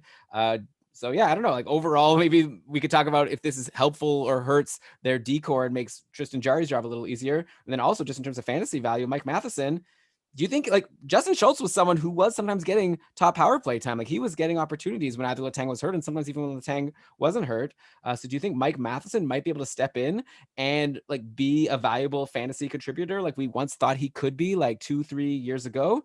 Or will he have to like also wait in line behind John Marino now whenever Letang gets bumped? So really it's like Matheson's a depth guy, but not someone that we could depend on to produce a lot in fantasy. You say whenever Letang gets bumped, and there's been a lot of reason to believe he's going to get bumped, but especially with the market being as weird as it is right now, with so many NHL teams not wanting to commit cash and not wanting to take on any more salary, then I guess those are the same thing. But I don't know if another team is going to be willing to take on Chris Letang. So it might be premature to start thinking about what Matheson or Marino might be able to do in a power play position. Matheson, for what it's worth, had a spell when he came into the league where he was a big shooter, which was a lot of fun to watch. We thought that he should be the top power play guy over Aaron Ekblad because, yes, this podcast is that old, but that never really came to fruition. And then, remember, he was the one who hit I think it was Elias Pettersson with that really dirty hit. Was it this past season or the one before it? In any case, I just think of him as a goon now because of that moment, which isn't fair, I guess, entirely. So let's see what Matheson can do if he is given an offensive opportunity. But John Marino is still like this hipster pick where you could be like, oh yeah, I know who John Marino is, and he's gonna have a really good year, and I'm gonna bet on it. And then if you get it right, you look brilliant. If you get it wrong, everyone will forget it. So that's what makes John Marino a fun fantasy own. I don't know who wins this hypothetical face-off between Marino and Matheson. And it's hypothetical only because Letang is still very much in the picture. Yeah, well, you said that maybe he won't get bumped, but he might get bumped in terms of like a player bumps into him and then he's injured for a while. So that's another reason why sometimes he's out of the lineup and one of these other guys will get a shot. Brian, by the way, I'm that hipster who took Marino actually in a Dynasty League draft, and I got a lot of chirping from people that said that Mathieu and I took him way too early. But I was reading all these articles about how like John Marino is like this amazing defenseman. He's like, the best one on the Penguins, and he's going to be the one that they build their defense around. So, but maybe that's more of just like good in real life and not in fantasy. So we'll have to wait and see. I guess Matheson poses somewhat of a threat, but my understanding is that John Marino is the higher ranked guy. And by the way, that guy I mentioned before, Joel Blomqvist, who Pittsburgh got with the pick that they got from Ottawa in the Matt Murray trade, he's a goalie. I just realized. And actually, PJ just posted in the chat here, the Penguins let Murray go, then draft a goalie so they can let Jari go in 4 years and draft another goalie. So maybe this is just a cycle that the Penguins will continue after a while. And hey, they won cups before. The window is closing, and we'll see if they have it open still enough. They do have a good-looking forward core, right? Like Hornqvist is gone, but if anything, to me, that just like makes the top six kind of easy to project. Like we know they've got Crosby, Malkin, Gensel, Rust, Zucker, and Kapanen. Those are the top six, and we'll see what the configuration is, but hopefully we'll have no more of this trying to guess like, oh, well, Dominic Simone, by the way, got like bought out, so he's not coming back. So there's not going to be any more like, oh, this random guy just got on the top line with Crosby. Should everyone be grabbing him? I think barring injury, we've got our top six locked in. And then we'll just debate on the podcast about if you should be grabbing the guy who's taken that fourth forward spot on the power play. It'll be Rust, Zucker, or Kapanen, I guess, all fighting for that fourth forward spot with Crosby, Malkin, and Gensel. So yeah, things are a little more straightforward in Pittsburgh anyways. And it sounds like you're not too confident in them after they lost to Montreal in the playing round. I feel like, I don't know, I wouldn't read too much into that, but their core players are a little bit older, and that's obviously a concern. But Jake Gensel's a year older too, and maybe he's like entering his true prime. Maybe last year was just a taste of what his prime was. Don't forget, Gensel got injured for a while. Anyways, I'm blabbering on here. Let's move on from Pittsburgh. Let's go to the team that Patrick Hornqvist has joined, the Florida Panthers. And, Hornqvist may actually find himself in a very good spot, compared to in Pittsburgh, where we had like a potential top six with Hornqvist on the outside looking in. Now, like Hoffman and Dadonov, as of now, Sunday night, they're still both unsigned. So maybe we should wait to cover Florida more in depth, like next time when we know what happens with Dadonov and Hoffman. Who knows? Maybe they end up bringing them back. But there's an opening right now for Hornqvist to play with like Barkov and Huberdeau on the top line, as well as on the top power play. And that would be pretty sweet. And, it's a kind of situation like Detroit, right? If he's not on the top line, we might be looking at a team where the drop off is very steep. Like the line to center, if they don't, well, Dadonov and Hoffman aren't even centers, right? Like they traded Trocheck. Like I think their second line center right now is Acciari or Wenberg, who they just got from Columbus. I guess Columbus bought out Wenberg and then they got him. So I don't know. So it's like maybe Hornqvist plays with Barkov. That's amazing. Or maybe he plays with Wenberg or Acciari. And, he's totally fantasy irrelevant unless your league counts hits and maybe some shots. Yeah, for sure. I'm actually going to just say we should wait to really get into Florida. There seems to be, hopefully, some pieces still to fall for the Panthers. But in the meantime, the only place to be in Florida is on the top line. So we'll see what happens with Hoffman and Dadonov. I did see a tweet from a source I think I trusted because I have cataloged it in my brain that Dadonov could just circle back to Florida. And I imagine that would knock Hornqvist off the top line and into the second line of nothingness right now. So let's see what happens before really going too deep on what the fantasy implications are for Hornqvist moving to Florida. Yeah, but another guy that maybe will be a good sleeper pick. Like add him to the list of people who theoretically they could land in a really good spot. Man, like if he's playing with Barkov, that's huge. Sure, seems like a big if at this point. Well, not if they can't sign Dadonov or Hoffman, then who else is going to play there? I guess Owen Tippett is ready to come and play on the top line. I don't know. So if they don't sign Dadonov or Hoffman, they still have almost $12 million in cap space, and most of their like everybody's signed pretty much except for one forward and one defenseman. So it seems like they have money to acquire somebody to take the place of Hoffman and Dadonov rather than just letting them walk. Yeah, well, Taylor Hall signed, and I don't know. You tell me another forward that's out there that's as good, but yeah, maybe Hoffman and Dadonov have nowhere else to go themselves. So we'll talk about Florida some more maybe on a future episode.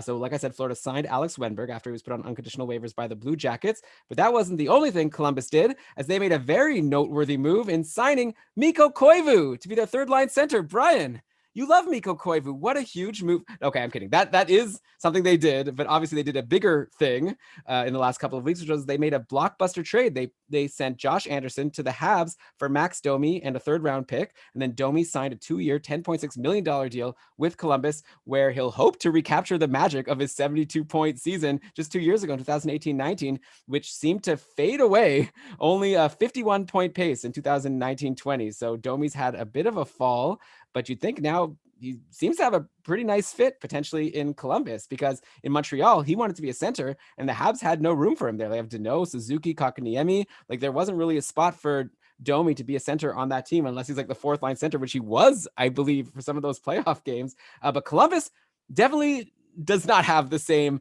depth at center. They have Dubois and then basically no one else. So I think Domi slots in very nicely as the second line center, which means he could probably end up with some very decent line mates. Like say we go Dubois, Bjorkstrand, and Texier, like they were doing in the playoffs. And then that leaves Domi to play with Atkinson and Nyquist. So not too bad. You've got Jenner and Foligno when things get shuffled around. But yeah, plus there's the top power play, which maybe will be available for Domi. We'll have to wait and see.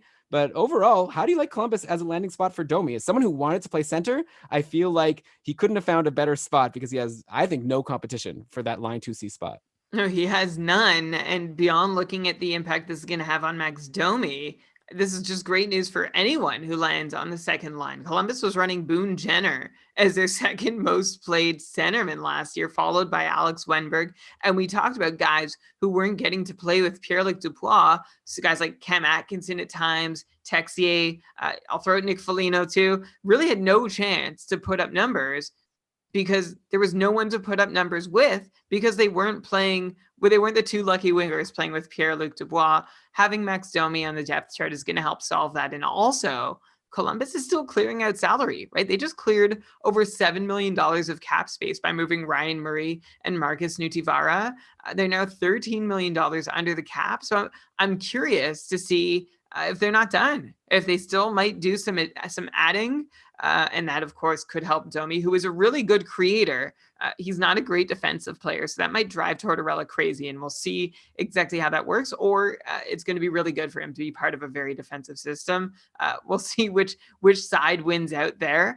But I'm excited to see somebody on the second line have a chance at producing that's not death to be off the top line or fantasy irrelevant.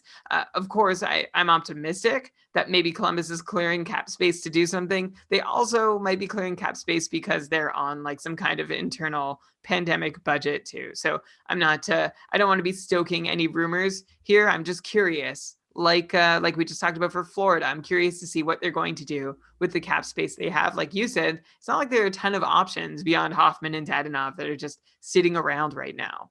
Yeah, well, there's Alex Pietrangelo, who's still obviously the Columbus is one team that doesn't need him. They have two great defensemen already in Jones and Werenski. I feel like it's the kind of thing where like Domi is in a good spot in terms of like they need him there and he'll probably do well and doesn't have to worry about getting bumped. Though I guess with Tortorella, you never know. In terms of fantasy, you are right that Columbus isn't like the highest scoring team. So maybe this is like better more for his line mates. And maybe he will just land as like a 50, 60 point guy and maybe never get back to that 72 point season he had in Montreal. Remember, Brian, you were skeptical he'd be able to do it again just because he rode some high variances. So we'll have to see. Like Domi definitely fantasy relevant now as opposed to when he was in Montreal. Like if he never got traded, I feel like going into next season, we would be like potentially not even drafting Domi considering how he was, in the bottom six in the playoffs. So it'll be interesting to see how that all plays out. By the way, back to our Florida conversation quickly. Alex wanted me to mention, and obviously, big overlook that they've got a guy named Grigory Denisenko, who they drafted in the first round, 15th overall in 2018. He's a center, so maybe he's someone that Hornqvist could play with if he's going to have his rookie season. Maybe he'll be ready to come in and be like a second line center, so they don't have to rely on Alex Wenberg. And then, of course, on Columbus, now they also have a good third line center, and Mikko Koivu, who no fantasy relevance, but this is a team that probably should be spending to the cap because it seems to me like a team that can contend. Like they were great last year, and now they've brought in Max Domi. Remember, Josh Anderson was injured, so they basically just brought in a player and not replacing anybody. So it's just great. Like this team could hopefully get even better than they were before, and hopefully they won't have as many injuries as they had last year because that really hurt them a lot in the regular season. Okay, so that's Columbus. Let's go to the other side of that trade where we are going to talk about another crazy contract here. And Brian, maybe you could decide if Ottawa or Montreal signed the crazier contract because the Habs get Josh Anderson. The Habs get Josh Anderson. And then Twitter loses it when news comes out that Anderson signed a 7-year, $5.5 million per year contract. A lot of people were thinking that maybe Bergevin has lost it a little bit. It's a lot of term for a guy who just missed pretty much a big chunk of last season after his shoulder needed to be surgically repaired. So we have no idea if this guy's ever going to get back to the shape he was in before this injury. But obviously the Habs liked what they saw when Anderson popped 27 goals and 47 points just 2 seasons ago, 2018-19. Just like his fantasy managers, obviously enjoyed Josh Anderson because he was amazing because he had that 47-point season, 27 goals, along with like huge shot and hit numbers. So in your multi-category leagues, he was money for you. But as far as the Habs go, they've got this guy who seems like a really solid player and a winger that they could use to really shore up their depth. And they replaced Domi, who wanted to play center, and they didn't have room for him. So it seems like a good fit, but like that's crazy term, right? So are you in the camp of Bergevin has lost his mind, or do you think he knows what he's doing? It seems like every time I think Marc Bergevin has lost his mind, something, it ends up turning. Let me do that again. It feels like every time I say Marc Bergevin has lost his mind, everything just falls into place for him. Either he's a genius or he's really lucky. Looking back at the Subban and Weber trade specifically, although you look at the Drouin Sergachev trade and that hasn't turned out. So anyway, this is just another one thing about Bergevin is at least he gives us things to talk about. I don't love this term, especially now. Like you look at what everybody else is signing for, that number for Josh Anderson just feels like too much, especially for that long. But I guess there was something about his game that Marc Bergevin really loved, and why not, right? Josh Anderson seems to be a player who fits really well on what I always call them, this horizontal team where it's like this very flat landscape of scoring. There's no star. There's no real drain either. You've just got a bunch of 9 solid players who each do their jobs and can each get like 50-ish points and have some grit and defense along the way. Seems like a good fit for a Claude Julien team, but I'm not expecting, like Elon, you were expecting a big breakout last season, or you were hoping for it after he put up 47 points the year before. And I was saying that was a great season. He did find this other gear as a power forward, but I still don't know his upside is so far. His scoring upside is so far beyond those 47 points. So that's still where I sit, especially with him going to Montreal, where there really isn't. It doesn't feel like there's potential for anyone to really break through who's not just like this naturally gifted scorer. And that's not a category Josh Anderson falls into. Keep in mind, he's also coming off this long injury where like he was rumored to be coming back and then not coming back and then being shut down entirely. It's been a really weird road over the last year for Josh Anderson. So we'll see how that translates to him getting back in the game and having long-lasting health. If he can stay healthy, I think this contract's an okay bet. But in terms of fantasy, unless you're in a hits league, and you know his shots are obviously worth something too, I'm not so tantalized by his fantasy prospects. Wow. Brian, I think I strongly disagree. This may be one of our first big disagreements. I think that, yeah, this contract is really long. And I definitely agree with you about the part of like, this is a big risk to take on someone who's just coming off a major injury. But I think in terms of fantasy value for next year, like the Habs just locked this guy in for a 7-year contract, not to bury him, right? I think we're going to be looking at a top 6 with like, let's say Danault, Tatar, Gallagher for next year. And then Anderson plays with Suzuki, maybe like their top player to play with, and like maybe Drouin for a really solid second line, or maybe you shake those guys around. But I think Anderson's going to be playing with really good players. And like, you know, he's great for shots. He's great for hits. And I think he's like got 50 points plus upside. Like again, for context, the reason why I expected that breakout in Columbus last year was because he was behind Artemi Panarin the year before. And so I thought with Panarin moving on to the Rangers, that opened a top line spot to apparently like to potentially play with Dubois and Atkinson. And obviously that didn't exactly work out. And who knows if like he played a bunch of games and did nothing, but then he ended up leaving because of the shoulder injury. So who knows how much the shoulder was bothering him before he left. So I'm just going to like call last season a wash. And yeah, I'm high on him again in Montreal. Just like, I don't know, maybe you it's have like to a at mistake. least be concerned about his health. Oh yeah, I'm concerned about the health. So I'm saying like, I think they're going to put him in like, you know, like opportunity is king. I feel like they're going to give him an opportunity to succeed. And I really also, like what I saw a couple of years ago. Also, what is that opportunity worth in Montreal? Like, what's the highest point total that a Montreal Canadiens player can get the way they play? Yeah, 60, 55, 60 points. Yeah. And is that person going to be Josh Anderson?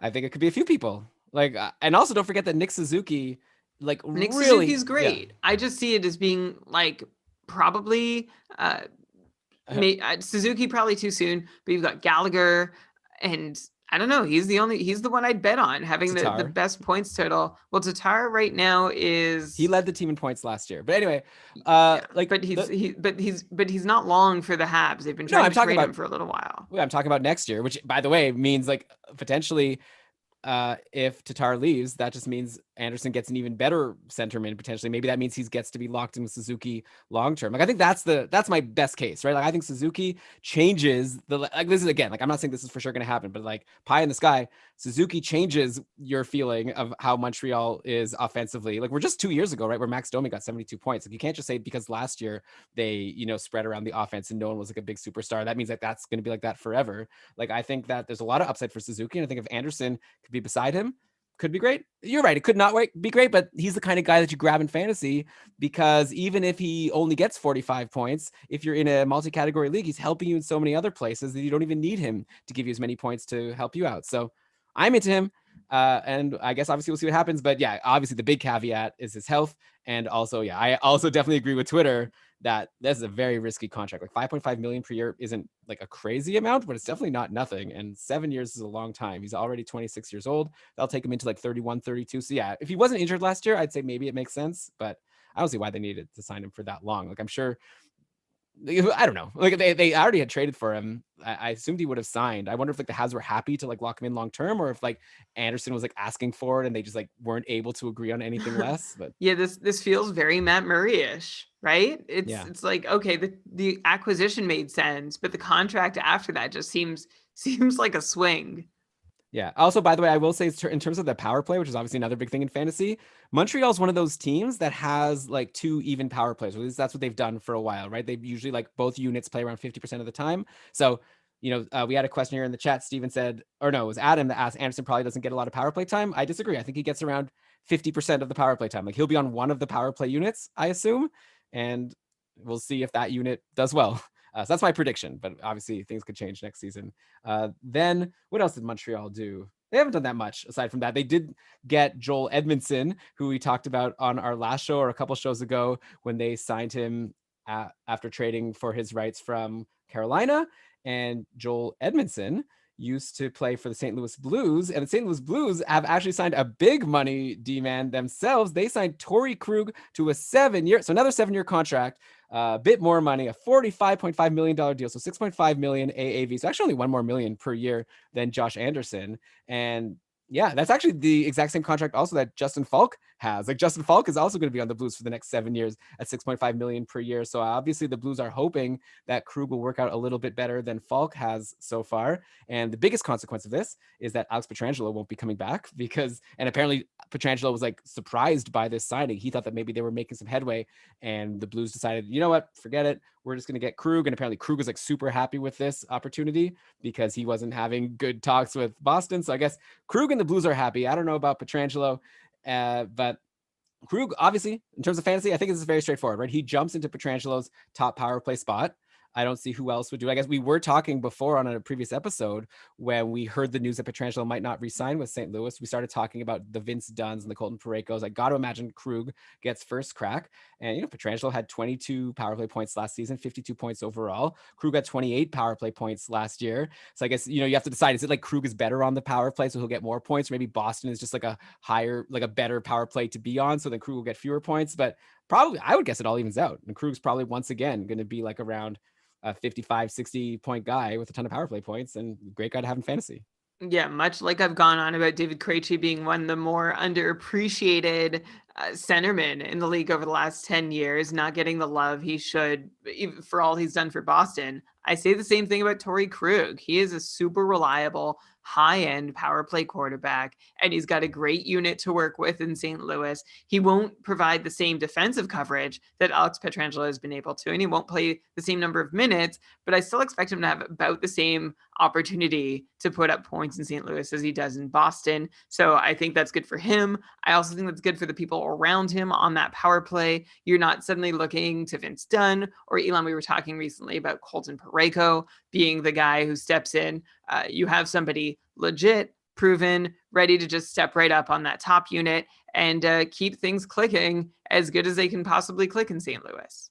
Yeah, obviously, like you can't compare Krug and Pietrangelo in terms of like the full picture because like Pietrangelo plays like those huge minutes that Krug doesn't, and my sense is he's a lot better defensively. But I think in terms of fantasy, Krug is going to be great, like just as great, I think, is where we're landing here. And Pietrangelo, we'll have to see because we don't know where he is going. The rumor is he's going to Vegas, and I'll just give you my quick take that I would imagine Shea Theodore holds the top power play and Pietrangelo still plays those big even strength minutes. And apparently Nate Schmidt is someone that Vegas is going to like have to trade to make room for Pietrangelo. So, Pietrangelo just walks right into Nate Schmidt's minutes and like, I don't know. So we'll talk about that later. I wouldn't be too worried though. Like if this trade happens before our next episode or signing, I wouldn't be like right away trading away Shea Theodore because I'm nervous that he won't be able to put up the points. So also, you're I think you're getting ahead of yourself. Of course. Like I think the reason we have like also once Krug was signed in St. Louis, there was like I think their GM, I think it was their GM, came straight out and was like, this doesn't mean we're not still working to try and get Pietrangelo on the roster. No, I hear you, but honestly, the fact that it's taking this long for anything to happen for Pietrangelo makes me wonder like how many options are still in play, or just how screwed the team that wants to acquire him is in trying to clear the cap space. Like maybe the whole league knows it's Vegas and they need to clear some salary still, like Nate Schmidt, and nobody wants to make it easy for them. Yeah, it's true. So we'll wait and see. So I just wanted to drop a quick take. I don't want the Shea Theodore owners to be upset. Okay, so that's all I wanted to say about that. But yeah, good news for Krug. Also good news for whoever takes his like really valuable top power play spot on Boston in terms of production. That's been such a great place to be. Obviously playing with the big three of Marchand, Pasternak, and Bergeron, and someone, usually Jake DeBrusk. Maybe now it'll be Craig Smith. Probably not, but Boston signed Craig Smith. But obviously the big impact on Boston is you'd imagine it's Charlie McAvoy's time now. Like unless they get Pietrangelo, then they're going to have Charlie McAvoy probably manning the top power play. Like it is kind of weird though, since when Krug was injured before, it was Matt Grzelcyk who manned the top power play last season for short stretches. Grzelcyk though was a UFA. My understanding is he hasn't signed yet. I haven't checked most recently. Maybe I just missed the Grzelcyk signing news because maybe that wouldn't be huge news, but got to imagine you get rid of Krug or you lose Krug, you got to give McAvoy a shot. And so I think his fantasy value like surges upwards next year. Like I feel like you'd be crazy to say that he wouldn't benefit in a huge way by being able to continue with all the even strength production that he's been giving and now also add like 20 power play points to whatever totals he's been putting up already. Totally. Well said. All right, so that's that. And you know what, Brian? It's been a couple hours of show, so I think we're going to have to save some, like the big thing we haven't covered yet, aside from the draft. Like I said, we're going to do a whole episode about the draft and talk about all the people who were drafted. Then we have all the goalies, right? We still haven't talked about all the goalie musical chairs. We dropped a couple of takes on like Crawford and I don't know, a couple other people along the way, Matt Murray. But, we've got Markstrom to Calgary, Hudobin resigned in Dallas, Grice went to Detroit. Before you just name them all, do you want to like name one and then we can both just give a quick take on whether their fantasy value goes up or down? Okay, sure. How about I'll just like give the quick list and then after we'll each pick one and then we'll do a deeper dive next week. But just like I liked my idea, but okay. No, I'm agreeing with your idea. I'm saying like my idea was we go line one at a time. We say up or down. Okay. I like this idea. Then we give a take on every single one instead of just two of them. Are we like eating into our content for next episode? This is very brief. Okay, we're going to do a deeper dive next week. No rationales, no justifications. Just an up or down. Okay, Markstrom signs in Calgary, 6 years, $6 million per year. Same fantasy value? Yeah. Okay, yeah, I think that it's like same or around the same for next year, but over the years, well, I agree with you. Same. I was thinking like, do we talk about Calgary or do we talk about the goalie? Well, it's both. Oh, okay. Well, I think Calgary obviously works out well for them in the short term, and then Markstrom is already in his 30s, so this might hurt them long term. But I guess that's the obvious take. Okay, Hudobin stays in Dallas because we don't have to give a big take there. That was obviously a great spot for him and for the Stars to have him playing with Bishop, right? Yeah. What, am I doing this wrong? Well, no, I like that you were the one concerned about blowing our content for next episode, but you're like, and I was just like one word, and you're giving your full takes. Well, go for it though. I'm not a one word guy, Brian. I gotta at least, I don't know. I don't want to say a word. Okay, I'll try to be brief. Okay, your turn. Grice to Detroit. It obviously goes down. He's not on the best defensive team in the league anymore, and Detroit has a lot of work to do. But I'm curious to see, like Jonathan Bernier did all right in Detroit last year, so let's see how Thomas Grice can do. I think this is going to be one of his first real big tests as a starter, which is a crazy thing to say about someone who is going into the 12th year of his career, but he's only ever played more than 40 games for the Islanders. And as of late, he's just been doing it behind a defensive powerhouse. So we'll see what he can do on his very own in Detroit, because there are going to be lots of situations where he is left on his very own. Yeah, like hopefully they'll be smart and not like play him as a workhorse, because he's never done that before. Like I guess Jonathan Bernier should be a capable backup 1B since he was playing the bulk of the games last year. I feel like when Brian, you say his value goes down, like in terms of like save percentage and wins, yes, that goes down, but like saves, he'll probably play more because like I say, he's a starter. So in some leagues, he might actually be more valuable because he can give you volume. So I guess it depends what you're looking for.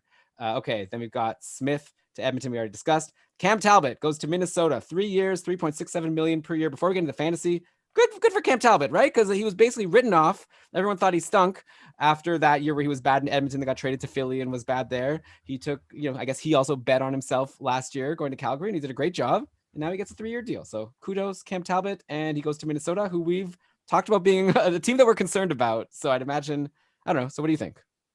It's hard to know because they had a coaching change not so long ago. The Wild did, right? So Bruce Boudreau, if he was still coaching, I'd say, okay, this is a fantasy value up scenario, going to a team that has been one of the best at protecting their goalie. We've talked a lot about that in terms of Devin Dubnyk, and that's not necessarily the situation he's walking into, especially with Ryan Suter being like this veteran minute muncher, starting to tail off and not being able to take on as much responsibility while he's there. So I would say that Talbot's fantasy value probably is pretty flat moving from Calgary to Minnesota, who I think is still capable of being a pretty good defensive team. You've got Jared Spurgeon there to still be your anchor. But I don't think it really helps him. I don't think it hurts him either. Yeah, I wonder. We still haven't heard what's going to happen with Matt Dumba. There was rumors that he'd get traded. That didn't happen. So maybe he's sticking around for at least another year. And yeah, Minnesota's an intriguing team now. Like by the way, we haven't talked much about this draft, but I do know that they drafted a center, Marco Rossi. Brian, remember we were like, who are they going to have at center now that they traded Eric Stahl? Then they traded Luke Kunin, who was the guy that we were discussing that I thought maybe he'd take over. Now he's gone to Nashville. But yeah, so maybe we're looking, by the way, at Marco Rossi as top line center next year, playing with Fiala and Kirill Kaprizov, who's another guy that some people might know. But this might be actually a really good spot. Like Kirill Kaprizov and Marco Rossi might be competing for the Calder next year. Anyways, that's for a separate episode. Crawford to New Jersey, we already discussed. Brian Elliott re-signed with Philly. That's no change, and that was already a while ago. Well, I already chose not to bring that up a while ago, so I guess that's not something we have to dig into now. Devin Dubnyk got traded to San Jose, and the Wild are retaining half of the salary. So yeah, we should say Minnesota has now Talbot and Stalock as their goalies, and then San Jose has Martin Jones and Devin Dubnyk as their goalies. Two of the worst goalies lately, and now they're both going to be on the Sharks. So I guess anything could happen, but I can't imagine you're going to be too optimistic with what this means for Dubnyk and the Sharks. No, I'm really concerned about that. I just don't know. And I made this comment on Twitter that they ditched Alex Stalock, and then Alex Stalock beat out Devin Dubnyk for the job, and then they bring in Devin Dubnyk. So like it doesn't make a whole lot of sense, the progression that way. But what San Jose has been trying to do in net has not made sense for a long while now. So it's a really interesting play. I don't know if San Jose is planning on contending again next year. You think they would. They don't have much of a choice based on the age and stage of their players. That said, I was making the argument in our Discord server that their core is not strong enough to be a legit cup contender. So it doesn't even really matter what they do in net. Well, I guess they re-signed Kevin LeBanc today or yesterday. He's finally getting paid after taking that $1 million contract last year. Now he's getting like 4 point something for the next 4 years. So I guess they paid him back handsomely, even though he wasn't that great last year. But yeah, San Jose, we'll have to see. I still feel like Erik Karlsson. I love Erik Karlsson, Brian, and I feel like he's still so good when perfectly healthy that maybe he's the kind of guy that can carry a team like how he carried the Sens to the conference finals. And never believe this, but he said that he's maybe healthy for the first time, or someone said, I saw like a Roto World type post saying Erik Karlsson is now finally like 100% healthy, like no concerns at all. And apparently he hasn't been like that at all since he came to San Jose. So who knows? That's my reason to still think that San Jose could be good. But also then I'll say, I don't think they'll be good because they have these crappy goalies, and that's going to be a real problem for them. So Holtby goes to Vancouver for $4.3 million a year for 2 years. So what do you think about this for Holtby and for the Canucks? I don't like it for the Canucks. If I had $4.3 million, I'd probably try and spend another $700,000 and bring in Robin Lehner or or spend less and bring in Tomas Greiss, or spend a lot more and bring in try and hold on to Jacob Markstrom. I guess they're looking for just a bridge guy to get them to Thatcher Demko / Mikey DiPietro time. But I'm not so optimistic that Holtby's going to be earning that money. I could totally see the Canucks just ending up going with Demko anyway, and Holtby being a really expensive 1B or backup option. He just has not looked good for a few years now. Yeah, to me, also doesn't make sense. Like Holtby got not as big money as we maybe would have expected him to get this time last year, but still 4.3 million for 2 years when they already have Demko, who might be ready to be the starter. Why not spend $1 million less and get Greiss or get Hudobin, someone who could split time with Demko? Because I think Demko should be at least ready to split time. You don't need to pay starter money, but we'll see how it works out. And who knows, maybe Holtby. Maybe it's a good, he clearly needs a fresh start. Things weren't working out in Washington. So as far as his fantasy value, I think it's good. Vancouver's a good team and can't be worse than how things were going in Washington. So I'm interested for him. If I owned Holtby in fantasy, I'd be interested. Though at the same time, just like in Washington, where we had Ilya Samsonov chomping at the bit to steal starts, now we have Demko, who might even be a higher caliber prospect. So yeah. So maybe everything's the same in terms of Braden Holtby. Okay, Leonard re-signs with Vegas. I guess we didn't discuss this yet. So yeah, that's good. We love it. We love Leonard on this podcast. Brian's obviously a huge Leonard fan. So Vegas and Leonard will hopefully make a happy home together. And we'll see if they could get rid of that Marc-Andre Fleury contract. Apparently they're trying and struggling to do that. I guess that's a place for me to comment. Sorry. Yeah, and this is just another situation where I sort of referenced before about Pietrangelo. I think teams are done doing Vegas any favors, so they might have to eat this Fleury contract, and they might have to pretend they like it, and that's the plan, which seems to be their most recent tack. But I think regardless of whether Fleury is there or not, Lehner is their number one, and how they deploy their goalies in the playoffs speaks to that. Yeah, okay. And then finally, we have Henrik Lundqvist. Goes to the Washington Capitals to replace Holtby. Obviously, I think the idea is that Samsonov is the starter now. It's a 1 year, $1.5 million deal. Lundqvist will be the backup, and then Washington could figure out what to do from there. According to Henrik Lundqvist, I love this kind of quote. He's like, hey, I'm not coming to Washington to be a mentor for Samsonov. Obviously, he'll try to be a good teammate, but he wants to take the job. And I'm curious, actually, Brian, he's one I'm interested in because I feel like you and a chorus of knowledgeable people on Twitter are always saying how, Lundqvist has actually not been that bad. It's the Rangers who have played so poorly in front of him. So, some people believe that Lundqvist is still good, maybe not peak Henrik Lundqvist, but good enough to maybe compete with Ilya Samsonov for at least 50% of the starts in Washington. So I'll be interested to see how this shakes out. And obviously I'm talking about just for next year, long-term Samsonov is the guy, but maybe for next year, Lundqvist can challenge. I don't think so, but I know a lot of people seem to think so. Totally. I would love to see Lundqvist get at least half the starts. I think he's capable of still being a 1A. And number one might be asking too much, but I love the move from New York to Washington for him. That helps his fantasy value. And yeah, I would not resign him to being a 1B or number two. I think it's going to be really fun watching, the old guard in Lundqvist who can still play, and the new guard in Samsonov who's about to prove he can play, working together. It's going to be I would love to be Washington. And I think it's just a fun move, especially trying to make the most of what's left of their window with Ovechkin and Backstrom. What more fun could you have than trying to do that with Henrik Lundqvist, a divisional rival, suddenly showing up in your net and putting on a new jersey for the first time in his career? Yeah, they're a fun team. They did this with Kovalchuk also last year, and that was kind of fun. It didn't last long, unfortunately, for the Caps, but hopefully next year they'll be able to go on a deeper run. Brian, this was a blast. I didn't even think you'd be up for doing. I loved your goalie idea at the end. We've definitely eaten into. I don't think we have much more to say about these goalies, but whatever. That's a future us problem. Present us has just finished, I think, a really fun episode, and obviously we still have more to come, and we won't rush it, but there's still obviously gonna be some more signings. And so we'll get back at you to recap. There's still also some signings that haven't happened yet. And there's signings that we haven't discussed yet that have happened. So, we'll take the rest. Oh yeah, go ahead.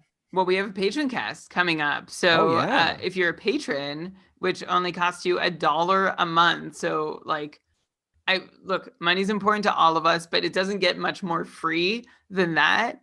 So for $1 a month, you can get a bonus episode from us each month. Join our Discord server, join our Facebook group, ask all the questions you want in any format you want and get answers from Elon and I and our amazing KK patron Hive Mind. Head on over to patreon.com/KeepingKarlsson. And of course, you'll get our first thoughts on whatever free agent signings happen between now and I think our patron cast is on Wednesday. Yeah.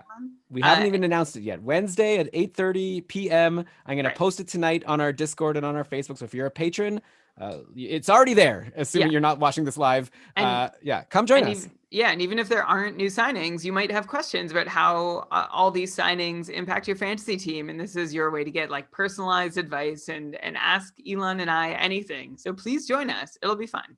Yeah. Plus, you could sign up, pay $1. Actually, what day is it today? It's October 11th. You could sign up.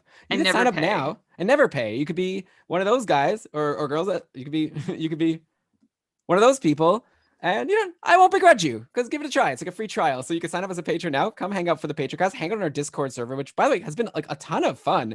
Like on one hand, I'm a little worried that there's less activity on Facebook, but who cares? Because we're having a lot of fun on Discord. So by the way, if you're a patron and you're wondering like where did everyone go? Why is the Facebook group a little quieter? It's because we're all on Discord. And check your Patreon. We've posted or like ask us a question if you don't know how to get in on there. It's free and it's really fun. Okay, so like Brian said, keepingkarlsson.com/patron. Patreoncast on Wednesday is going to be a blast.